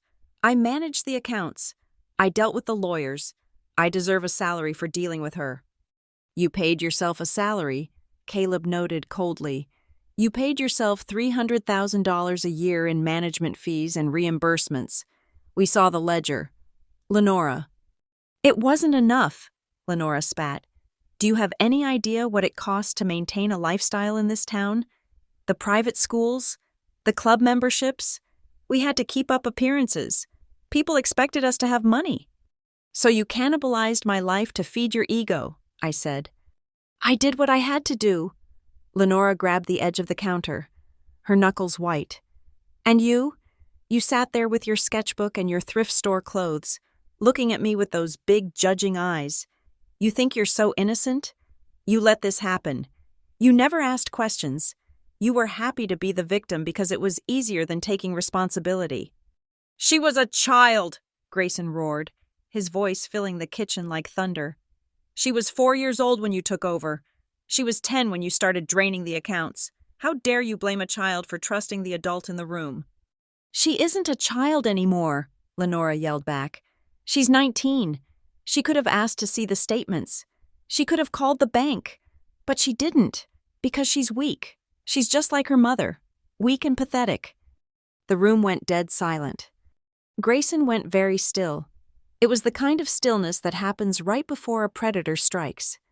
But I didn't let him speak. I walked up to Lenora. I stood so close I could smell the wine on her breath and the expensive perfume she had bought with my money. I didn't scream. I didn't cry. I felt a strange, crystalline clarity. "I have one question," I said. My voice was steady, calm, and terrifyingly quiet. Lenora stared at me, her chest heaving, her eyes darting around the room looking for an exit that didn't exist. "If the money had run out," I asked, looking deep into her eyes, "if the trust had gone to 0 5 years ago, would you have kept me?" Lenora opened her mouth to answer. She wanted to say yes. She wanted to say, "Of course, we are family." It was the easy lie. It was the lie she had told for years. But she couldn't do it. With Caleb holding the evidence, with Grayson standing there as a witness, and with the raw truth of her greed exposed on the kitchen counter, the lie died in her throat. She looked at me, and for a split second, I saw the truth. She wouldn't have kept me. She would have dropped me at a foster care center or a state shelter without a backward glance. I was not a daughter to her. I was an income stream. She closed her mouth. She looked away. The silence stretched out, longer and more painful than any scream could have been. It was a confession. It was the final nail in the coffin of my childhood. "That's what I thought," I whispered. I turned my back on her. I looked at Grayson and Caleb. "I'm ready to go," I said. "I don't want to be here anymore." "Caleb," Grayson said, his voice like grinding granite, "initiate the proceedings." Caleb nodded. He didn't look at Lenora. He simply took out his phone and tapped the screen. "I just sent the authorization to the firm," Caleb announced to the room. "As of this moment, a temporary restraining order is being filed against all accounts associated with Lenora Pike and the Vale Trust. Your credit cards will stop working in approximately 20 minutes. The locks on this property will be changed by a court-appointed bailiff tomorrow morning at 9 o'clock. "You can't do that," Tessa shrieked, finally finding her voice. "I have a callback for a dance company tomorrow. I need my things." "You can petition the court for access to personal effects," Caleb said, snapping his briefcase shut. "But I would advise you not to try to remove anything valuable. We have a video inventory of the house now. If a single designer handbag goes missing, it will be added to the larceny charges." "Charges?" Lenora whispered, sinking onto one of the bar stools. "Grand larceny, fraud, embezzlement, forgery." Caleb listed them off as he walked toward the door. "And since you used the mail to send the falsified reports, we will likely be adding federal mail fraud to the list. You are looking at 10 to 15 years. Lenora, minimum." We walked out of the kitchen. We didn't look back. Behind us, I heard the sound of glass shattering. Lenora had finally dropped the wine bottle. We walked out into the night, past the Jeep, past the perfectly manicured lawn. I got into the back seat of the SUV, and as the door closed, sealing out the humidity and the smell of jasmine, I let out a breath I felt like I had been holding since I was 4 years old. Grayson reached over and took my hand. "It is over," he said. "No," I said, watching the house disappear in the rearview mirror. "The lie is over. The fight has just started." But as we drove away, leaving Lenora in the wreckage of her own greed, I realized that for the first time, I wasn't fighting for survival. I was fighting for justice, and I had the biggest weapons in the world sitting right next to me. The courtroom in the county courthouse was nothing like the ones I had seen on television. It smelled of floor wax and old paper, and the air conditioning hummed with a low, monotonous drone that seemed to vibrate in my teeth. There were no dramatic outbursts from the gallery, no surprise witnesses bursting through the double doors. There was just the slow, methodical grinding of the legal machine. I sat at the plaintiff's table next to Caleb Rourke. Grayson was seated behind me in the first row of the gallery, his presence a silent, heavy weight that I could feel against my back, across the aisle. Lenora sat with her attorney, a man named Mr. Sterling, who wore a suit that was too shiny and a smile that didn't reach his eyes. Lenora looked smaller than she had in the kitchen. She was wearing a modest navy suit, her hair pulled back in a severe bun. Stripped of the jewelry and the expensive silk she usually wore, she was playing the part of the beleaguered widow. Mr. Sterling stood up to present the defense's opening argument regarding the accounting. He didn't deny the spending. He tried to recontextualize it. "Ladies and gentlemen of the jury," Sterling began, walking back and forth in front of the jury box, his voice smooth and reasonable. "We are here today to discuss the definition of a family unit. The plaintiff paints a picture of theft, of embezzlement, but what we really have here is a mother doing her best to manage a household. When you buy groceries, do you separate the milk intended for one child from the milk intended for another? When you pay the electric bill, do you calculate how many kilowatts were used by your stepdaughter versus your biological daughter? Of course not. Money in a marriage, in a family, is fluid. Mrs. Pike used the funds available to her to maintain a standard of living for everyone under her roof. To criminalize her for not compartmentalizing every dollar is to criminalize parenting." He paused, looking sympathetically at Lenora, who dabbed at dry eyes with a tissue. "Tegan French lived in a mortgage-free home," Sterling continued. "She ate food purchased by Mrs. Pike. She benefited from the security, the transportation, and the lifestyle of the household. To say she received nothing is simply untrue." It was a good argument. I could see a few jurors nodding. It played on the idea that family finances are messy. Then Caleb stood up. He didn't pace. He didn't use flowery language. He simply signaled to the bailiff to dim the lights. "The defense argues that the spending was communal," Caleb said, his voice cutting through the room like a laser. "We argue that it was predatory, and we brought the receipts." A projector screen descended from the ceiling. A forensic accountant, Mrs. Kovan, took the stand. She was a woman with sharp glasses and zero tolerance for ambiguity. "Mrs. Kovan," Caleb asked, "can you explain this chart to the jury?" "This is a breakdown of discretionary spending from the Vail Trust over the last 5 years," Mrs. Kovan said. She pointed a laser at the screen. A massive pie chart appeared. 95% of it was red. A tiny sliver, barely visible, was blue. "The red represents expenditures that can be directly traced to specific individuals other than the beneficiary," Mrs. Kovan explained. "The blue represents expenditures that can be plausibly linked to Tegan French." "Let's look at the red," Caleb said. The screen changed. It was a list of credit card charges cross-referenced with merchant data. On August 12th, Mrs. Kovan read, $4,000 to Elite Dancewear and Costuming. The invoice lists the client as Tessa Pike. On September 3rd, she continued, $2,500 to Platinum Dermatology. The patient on file is Lenora Pike.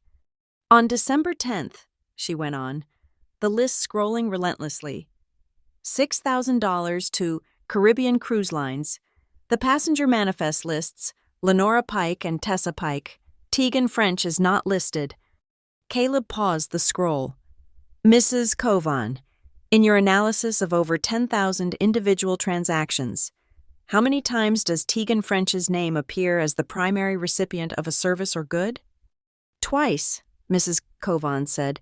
Once for an urgent care visit 7 years ago, and once for a library fine of $12. The courtroom was silent. The communal milk argument was evaporating under the heat of the hard data. But surely, Mr. Sterling interjected during his cross-examination, trying to salvage the situation, the renovations to the home increased the property value, which ultimately benefits Ms. French as the owner, correct? That would be true, Mrs. Kovan replied dryly, if the renovations had been structural. However, the invoices show that 70% of the construction budget went to cosmetic upgrades in specific rooms not occupied by the plaintiff, and the other 30% was paid to a shell company owned by the defendant with no corresponding work orders. Sterling sat down. He knew he had lost the math argument. Then came the character evidence. Caleb introduced a series of text messages recovered from Tessa's phone during the discovery phase. Tessa wasn't on trial, but her words were the window into Lenora's intent. The screen displayed a text thread between Tessa and a friend. Friend, I love your new Jeep. Did your mom win the lottery or something? Tessa, LOL no. It's from the Tegan Fund. Mom says the trust covers transportation, so we just bought it under her name. She doesn't even have a license yet. Friend, does she know? Tessa, she's clueless. She thinks we're broke. Mom says it's better that way. She doesn't need money. She has her sketchbooks. I heard a gasp from the back row of the jury box. I looked at Lenora. She wasn't crying anymore. She was staring at the table. Her jaw set so hard I thought her teeth might shatter. She knew exactly how bad this looked. It wasn't just spending. It was a conspiracy to keep me ignorant. Then it was my turn. I walked to the witness stand. My legs felt heavy, but my head was clear. I swore to tell the truth. Mr.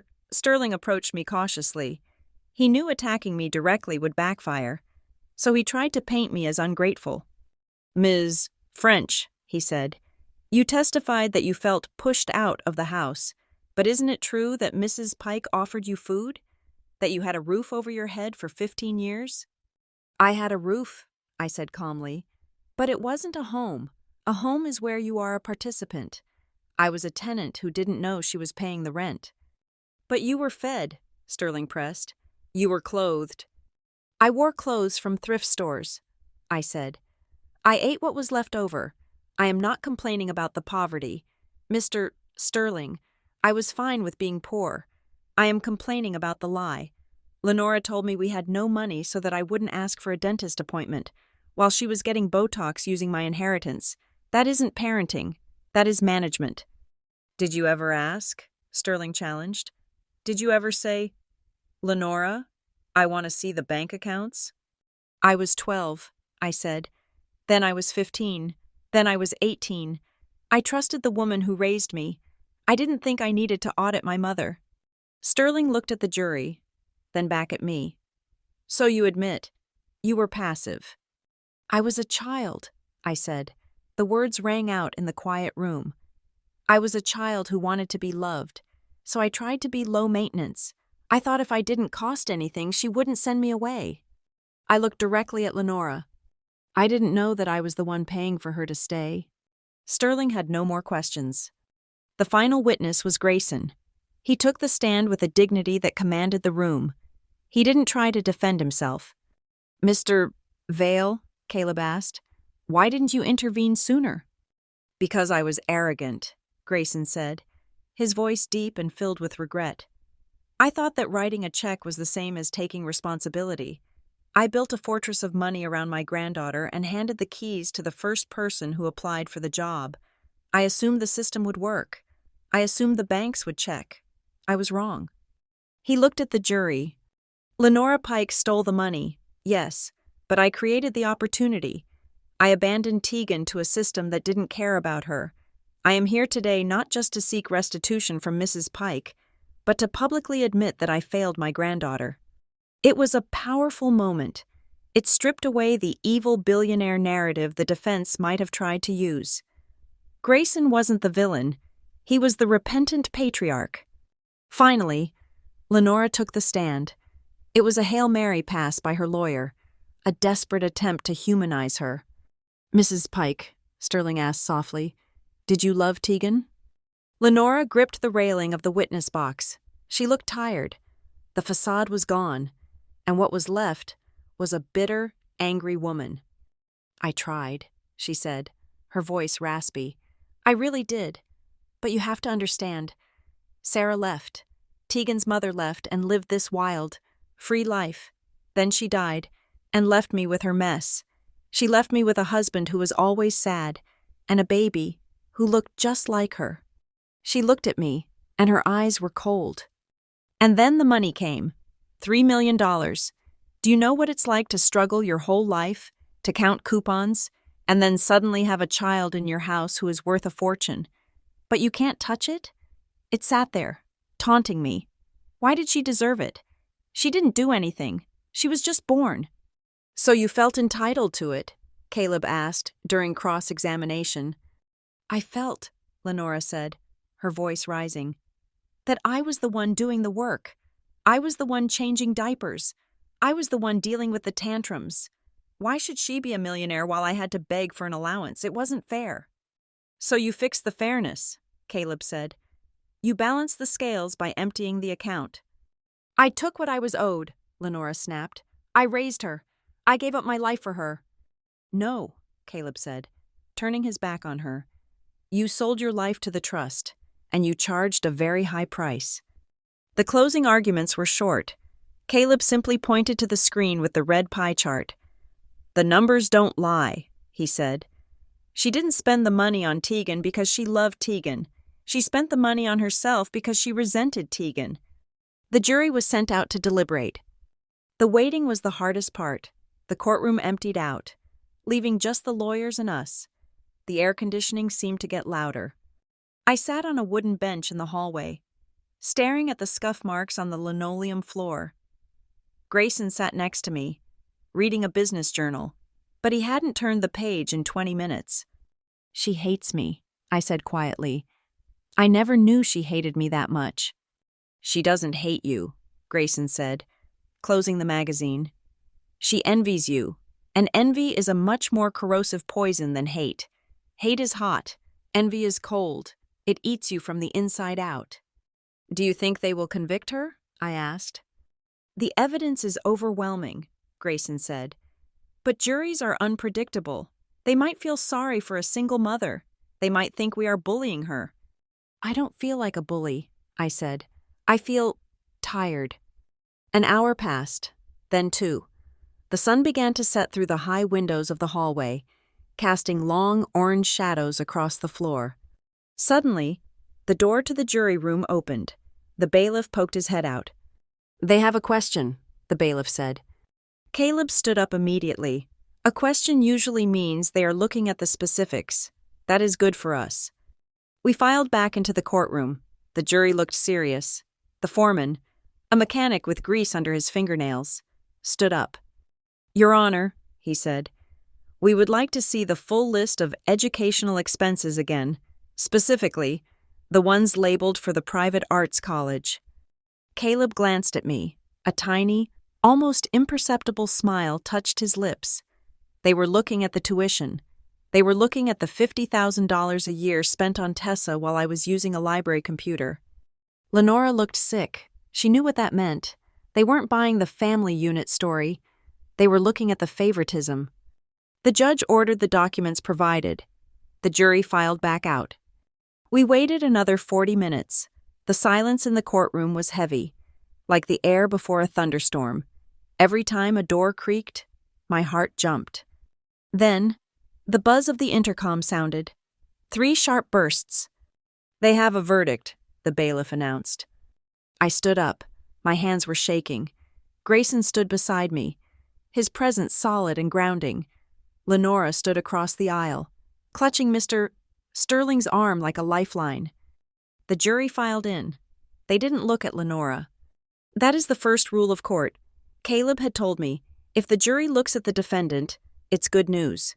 If they refuse to make eye contact, it's a conviction. They were looking straight ahead. "Will the defendant please rise?" the judge said. Lenora stood up. She was trembling so hard the table shook.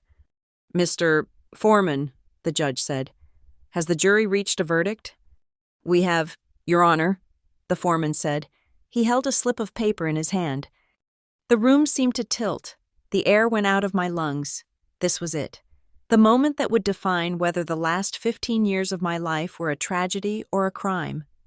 "On the count of grand larceny in the first degree," the foreman read, his voice steady, "we find the defendant, Lenora Pike." He paused for a heartbeat, and in that second, I saw my whole life flash before me. The cot, the hunger, the loneliness. Guilty. The silence that followed the verdict was not the peaceful kind.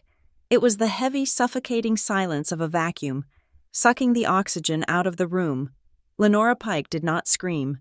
She did not faint.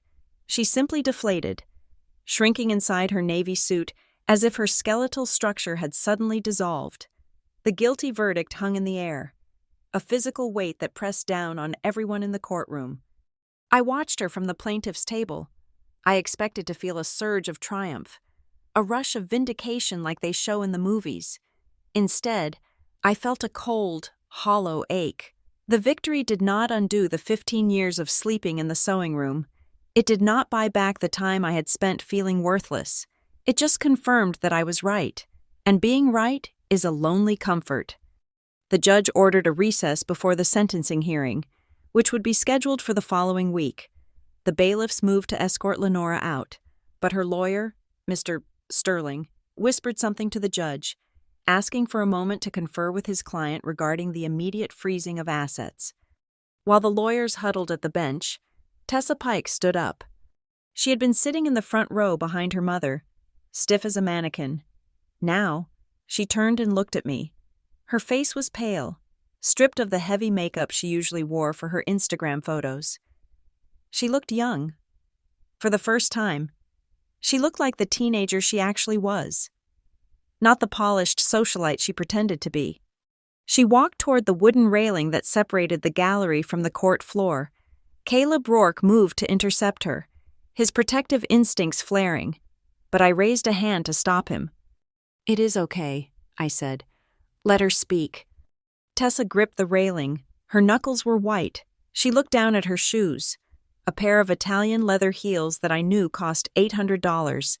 Then she looked at me, and her eyes were filled with a terrifying realization. "They are yours," she whispered. "What?" I asked. "The shoes," Tessa said, her voice trembling. "The dress, the car, the dance lessons, the veneers on my teeth." She brought a hand up to her mouth, touching her perfect smile as if it burned her. "It is all you. I am wearing you." I looked at her, at the luxury draped over her body. "Yes," I said simply. "You are—" "I didn't know," Tessa pleaded, tears spilling over her lashes. "I swear. Tegan, Mom told me the trust was for the family. She said you didn't want the money because you were different. She said you were happier with less. I believed her because I wanted to believe her, because it was easier to take the money if I thought you didn't want it." "Ignorance is a luxury, Tessa," I said, "and you have been living in luxury for a long time." "Who am I?" she asked, the question coming out as a sob. "If I take away the things you paid for, who am I? I'm not a dancer. I'm not a rich girl. I'm just a thief's daughter." "That is the question you have to answer now," I said. "Not me, eh?" Lenora pulled away from her lawyer and rushed toward the railing, shoving Tessa aside. Her desperation was a palpable thing, a frantic energy that made her movements jerky and unnatural. "Tegan," Lenora hissed. "Tegan, listen to me. We can fix this. You don't want to see me in prison. Think about the scandal. Think about the family name." "My family name is French," I said. "Your name is Pike. The scandal belongs to you." "I can give it back," Lenora begged, her eyes darting around the room to see if the bailiffs were watching. "The house! Take the house! It is worth $2 million now with the renovations. I will sign the deed over to you today. You can have the furniture, the jewelry, the car. Take it all. Just tell the judge you want leniency. Tell him it was a misunderstanding." She was still negotiating, even with the verdict ringing in her ears.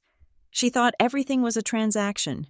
She thought she could buy her freedom with the very things she had stolen from me. "I don't want the house, Lenora," I said. "I don't want to live in a monument to your greed." "Then what do you want?" she shrieked, losing her composure. "You want blood? Is that it? You want to see me destroyed?" "I want the truth," I said. My voice was quiet, but it carried across the empty space between us. "I want you to admit that you didn't do it for the family. I want you to admit that you looked at me every day for 15 years and saw a bank account, not a human being. I don't want your money. I want you to stop lying." Lenora opened her mouth to argue, to spin another web, but she stopped. She looked at Grayson, who was standing beside me like a sentinel. She looked at Caleb, who was already packing up his files with lethal precision. And finally, she looked at me. She saw that I wasn't the little girl in the thrift store clothes anymore. I was the one holding the keys to her cage. She slumped against the railing. "I deserved it," she muttered, almost to herself. "I deserved a better life than the one your mother left me." "Maybe," I said, "but you didn't have the right to steal mine to get it." The bailiffs approached Lenora then. The negotiation was over. There would be no deal. As they led her away, the reality of the asset freeze set in immediately. Caleb was on the phone with the bank before we even left the courthouse. "It is done," Caleb told us as we walked out into the bright afternoon sun. "Every account associated with Lenora Pike is locked. The credit cards are dead. The mortgage payments are suspended pending the asset seizure. The house is officially under the control of the court." "What happens to Tessa?" I asked. I hated that I cared. After everything, a part of me still remembered the little girl who used to ask me to braid her hair. "She is an adult," Caleb said unsentimentally. "She has no assets of her own. She will have to find a job. She will have to find an apartment that she can afford. Welcome to the real world." We drove back to the hotel in silence. Grayson looked tired. The victory had taken a toll on him too. It is a hard thing to destroy your own family, even when it is necessary. That evening, in the suite, Grayson poured 2 glasses of sparkling water. He handed one to me and sat down on the sofa. "The forensic accountant finished the final tally," Grayson said. "Between the cash withdrawals, the shell company payments, and the unauthorized credit card usage, Lenora spent $2.4 million of your money. There is still about $600,000 left in the core principal, plus the value of the house once we sell it." "I don't want the money," I said immediately. "It feels dirty. Every dollar of it reminds me of what she did." "You cannot throw it away, Tegan," Grayson said sternly. "That is what your mother wanted for you. It is your security." "I don't want security," I said. "I want to clean the slate." Grayson swirled the water in his glass. "Then let us do something else with it. Let us turn the weapon into a tool." "How?" "We sell the house," Grayson proposed. "We liquidate the furniture, the car, the jewelry, everything Lenora bought. We take that money, combined with what is left in the trust, and we start a foundation, the Sarah Vale Foundation." I looked at him. What would it do? "It would help children in the system," Grayson said.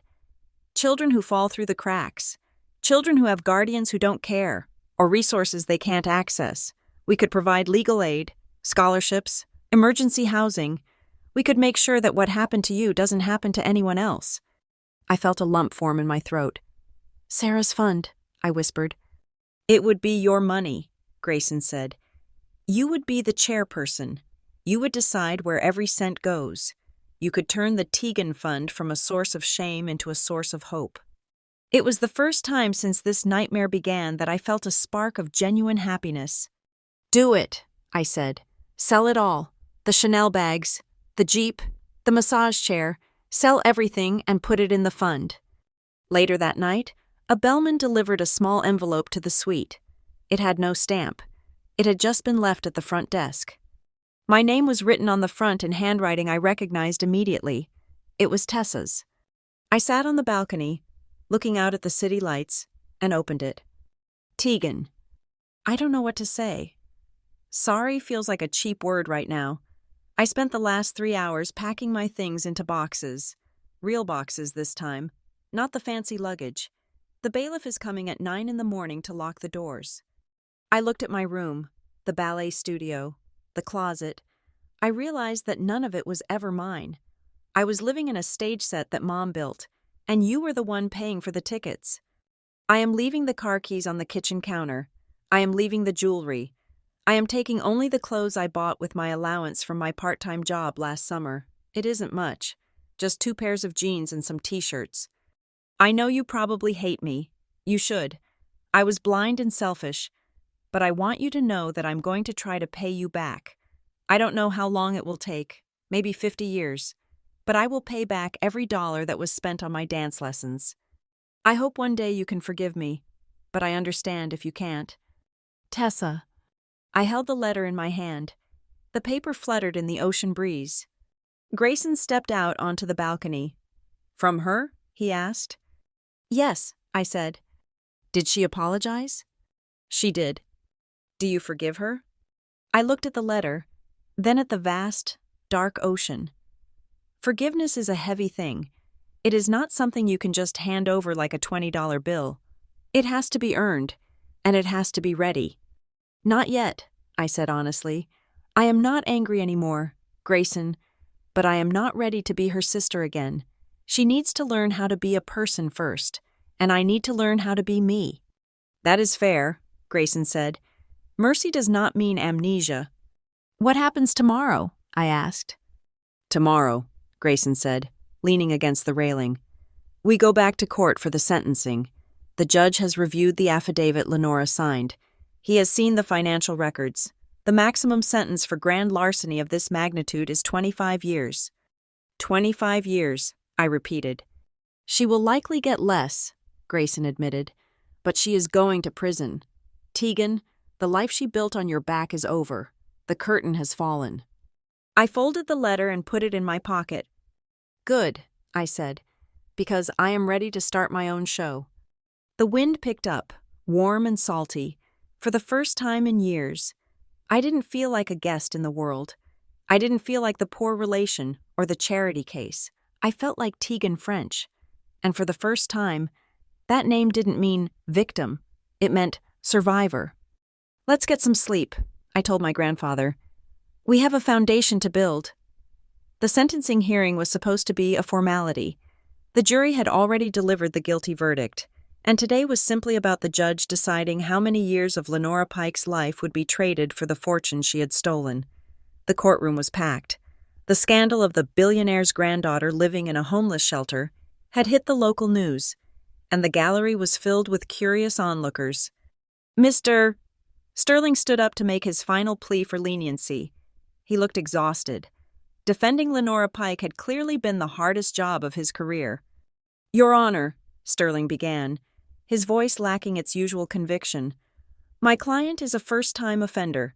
She is a mother who, while misguided, acted out of a desperate need to maintain stability for her family after the tragic loss of her husband. She was drowning in grief and financial responsibility. We ask for probation and community service, allowing her to work to pay back the restitution. It was the standard grieving widow defense. It might have worked, too. The judge, an older man with a kind face, looked like he was considering it. But Caleb Rourke was not done. He stood up, holding a single, thin blue folder. It was new. I had not seen it before this morning. Your Honor, Caleb said, his voice cutting through the humid air of the courtroom like a razor blade. Before you pass sentence, the prosecution would like to submit one final piece of evidence that was uncovered by the forensic audit team late last night. Is this relevant to the sentencing, Mr. Rourke? The judge asked, peering over his glasses. It is critical, Your Honor, Caleb said. It speaks directly to the defendant's claim of financial desperation. Caleb walked to the bench and handed the folder to the judge, then a copy to Mr. Sterling. Sterling opened it, and I watched the color drain from his face. He actually took a step away from Lenora, as if she were suddenly contagious. "What is it?" Lenora whispered, her eyes wide with panic. "We found the offshore account," Caleb announced, turning to face the courtroom. A gasp rippled through the gallery. "For 15 years, Caleb continued, pacing in front of the defense table. "Lenora Pike claimed she was spending the money on the household. She claimed the exorbitant burn rate was due to the high cost of living, but that was a lie. She wasn't just spending, she was skimming." He pointed to the folder in the judge's hand. "That document is a statement from a shell corporation registered in the Cayman Islands under the name Phoenix Holdings. The sole signatory is Lenora Pike. Every month, for the last 10 years, she transferred a surplus of $3,000 to $4,000 into this account.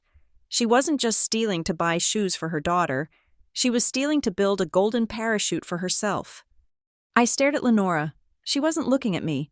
She was staring at the table, her hands trembling violently. "How much is in the account, Mr. Rourke?" the judge asked, his voice hardening.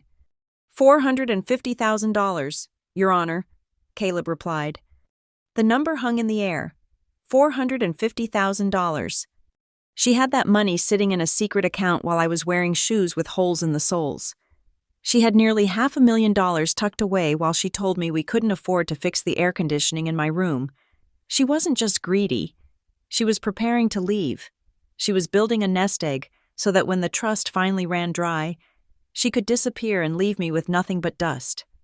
"Mrs. Pike," the judge said. His kind face was gone. In its place was the cold, hard visage of justice. "Is this true?" Lenora stood up. She tried to speak, but no words came out.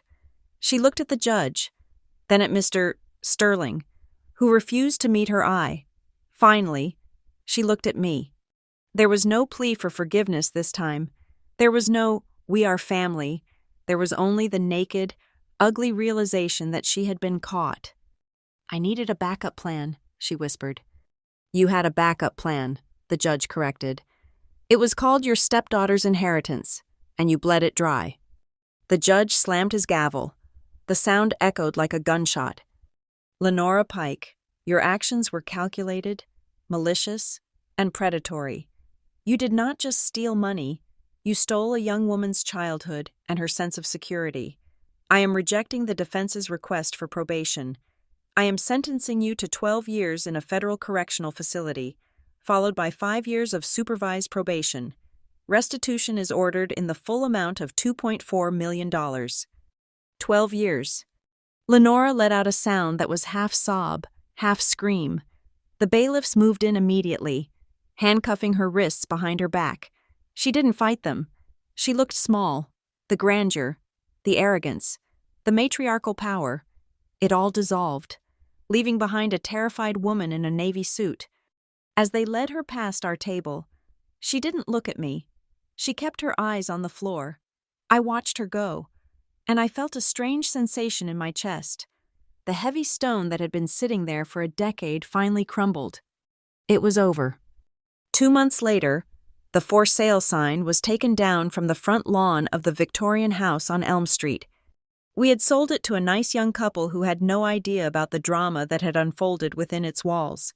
We sold everything: the furniture, the artwork, the white Jeep Wrangler, even the custom cabinets from Tessa's room. It was a fire sale of a stolen life. Grayson and I sat in a conference room in a high-rise building in downtown Miami. The table was covered in documents, but this time, they weren't lawsuits. They were articles of incorporation. "The Sarah Vale Foundation," Grayson said, reading the header on the top document. He looked up at me, his eyes crinkling with pride. "It has a good ring to it." "It does," I agreed. I picked up a pen. "And the bylaws?" "Strict," Grayson said. "Audits every quarter. 2 independent signatories required for any withdrawal over $1,000. No family members allowed on the payroll. We are building this airtight. Tegan, no one will ever be able to do what Lenora did." I signed the paper, with that stroke of ink. The remaining trust fund money, along with the proceeds from the sale of the house, was transferred into the new entity. I wasn't a millionaire anymore. I was just Tegan, and I had never felt richer. "You know," Grayson said, leaning back in his chair, "I could manage this for you. You are young. You should be traveling, having fun." "No," I said, capping the pen. "I spent my whole life letting other people manage my fate. This is my job now. I want to be the one who decides who gets help. I want to look them in the eye." Grayson nodded slowly. He reached across the table and placed his hand over mine. "I respect that. You are not just Sarah's daughter anymore. Tegan, you are your own woman, and you are a force to be reckoned with." The next day, the black SUV pulled up to the Port Azure High School gymnasium. It had been 3 months since the hurricane, but the shelter was still active. Recovery was slow in a town like this. People were still waiting for insurance checks that might never come. I stepped out of the car. The smell hit me instantly. Humidity, stale coffee, and resilience. It was the smell of my lowest point, and yet it felt like coming home. I walked through the double doors. Mrs. Alvarez was there, manning the registration desk just like she had been on the day Grayson found me. She looked tired. Her hair was grayer than I remembered. When she saw me, her jaw dropped. "Tegan?" she asked, standing up. "Is that you, honey?" I wasn't wearing my old grease-stained apron. I was wearing a clean blazer and jeans. I stood taller. The shadows under my eyes were gone. "Hi, Mrs. Alvarez," I said. "I heard you guys were running low on supplies." "We are always running low," she sighed, coming around the table to hug me. "But look at you. You look wonderful. We heard stories. About your grandmother?" "Stepmother," I corrected gently. "And yes, the stories are true." I reached into my bag and pulled out a check. I handed it to her. Mrs. Alvarez looked at the slip of paper. Then she looked closer. Then she gasped, covering her mouth with her hand. "Tegan," she choked out. This is $50,000. "It is for the roof repairs for the families on 4th Street, I said. "And for fresh food. No more rationing." "I can't take this," she said, tears welling up in her eyes. "It is too much." "It is exactly enough," I said. "And this is just the first installment. We are going to rebuild this town, Mrs. Alvarez, and we are going to do it right." Grayson walked in behind me, carrying boxes of fresh produce. He wasn't the billionaire supervisor today. He was just the grandfather helping his granddaughter. I looked around the gym. I saw a young girl sitting on a cot in the corner, sketching in a notebook. She looked lonely. She looked scared. I walked over to her. "Hey," I said, crouching down. "What are you drawing?" The girl looked up, startled. "Just a house. A dream house." I smiled. "I used to draw dream houses too. What is your name?" "Maya," she whispered. "Well, Maya," I said, sitting down on the floor beside her. "My name is Tegan, and I have a feeling your dream house is going to be real one day. But until then, you are not alone." I stayed there for the rest of the afternoon, serving gumbo and listening to stories. I wasn't the princess in the tower anymore. I wasn't the victim in the sewing room. I was Tegan French, the girl who had walked through the storm and come out the other side with the power to stop the rain for someone else. Money can be taken, houses can be sold, trust can be broken, but when the truth is finally revealed and you stand in the light of who you really are, no one, not a greedy stepmother, not a corrupt system, not even your own past, can ever take away your life again. Thank you so much for listening to this story on Lila Revenge Stories. I would love to know where you are tuning in from today. Are you listening while cooking, driving, or maybe relaxing before bed? Let me know in the comments below so we can connect. If you enjoyed seeing justice served, please hit that like button, subscribe to the channel, and smash the hype button to help this story reach even more people. Your support means the world to us.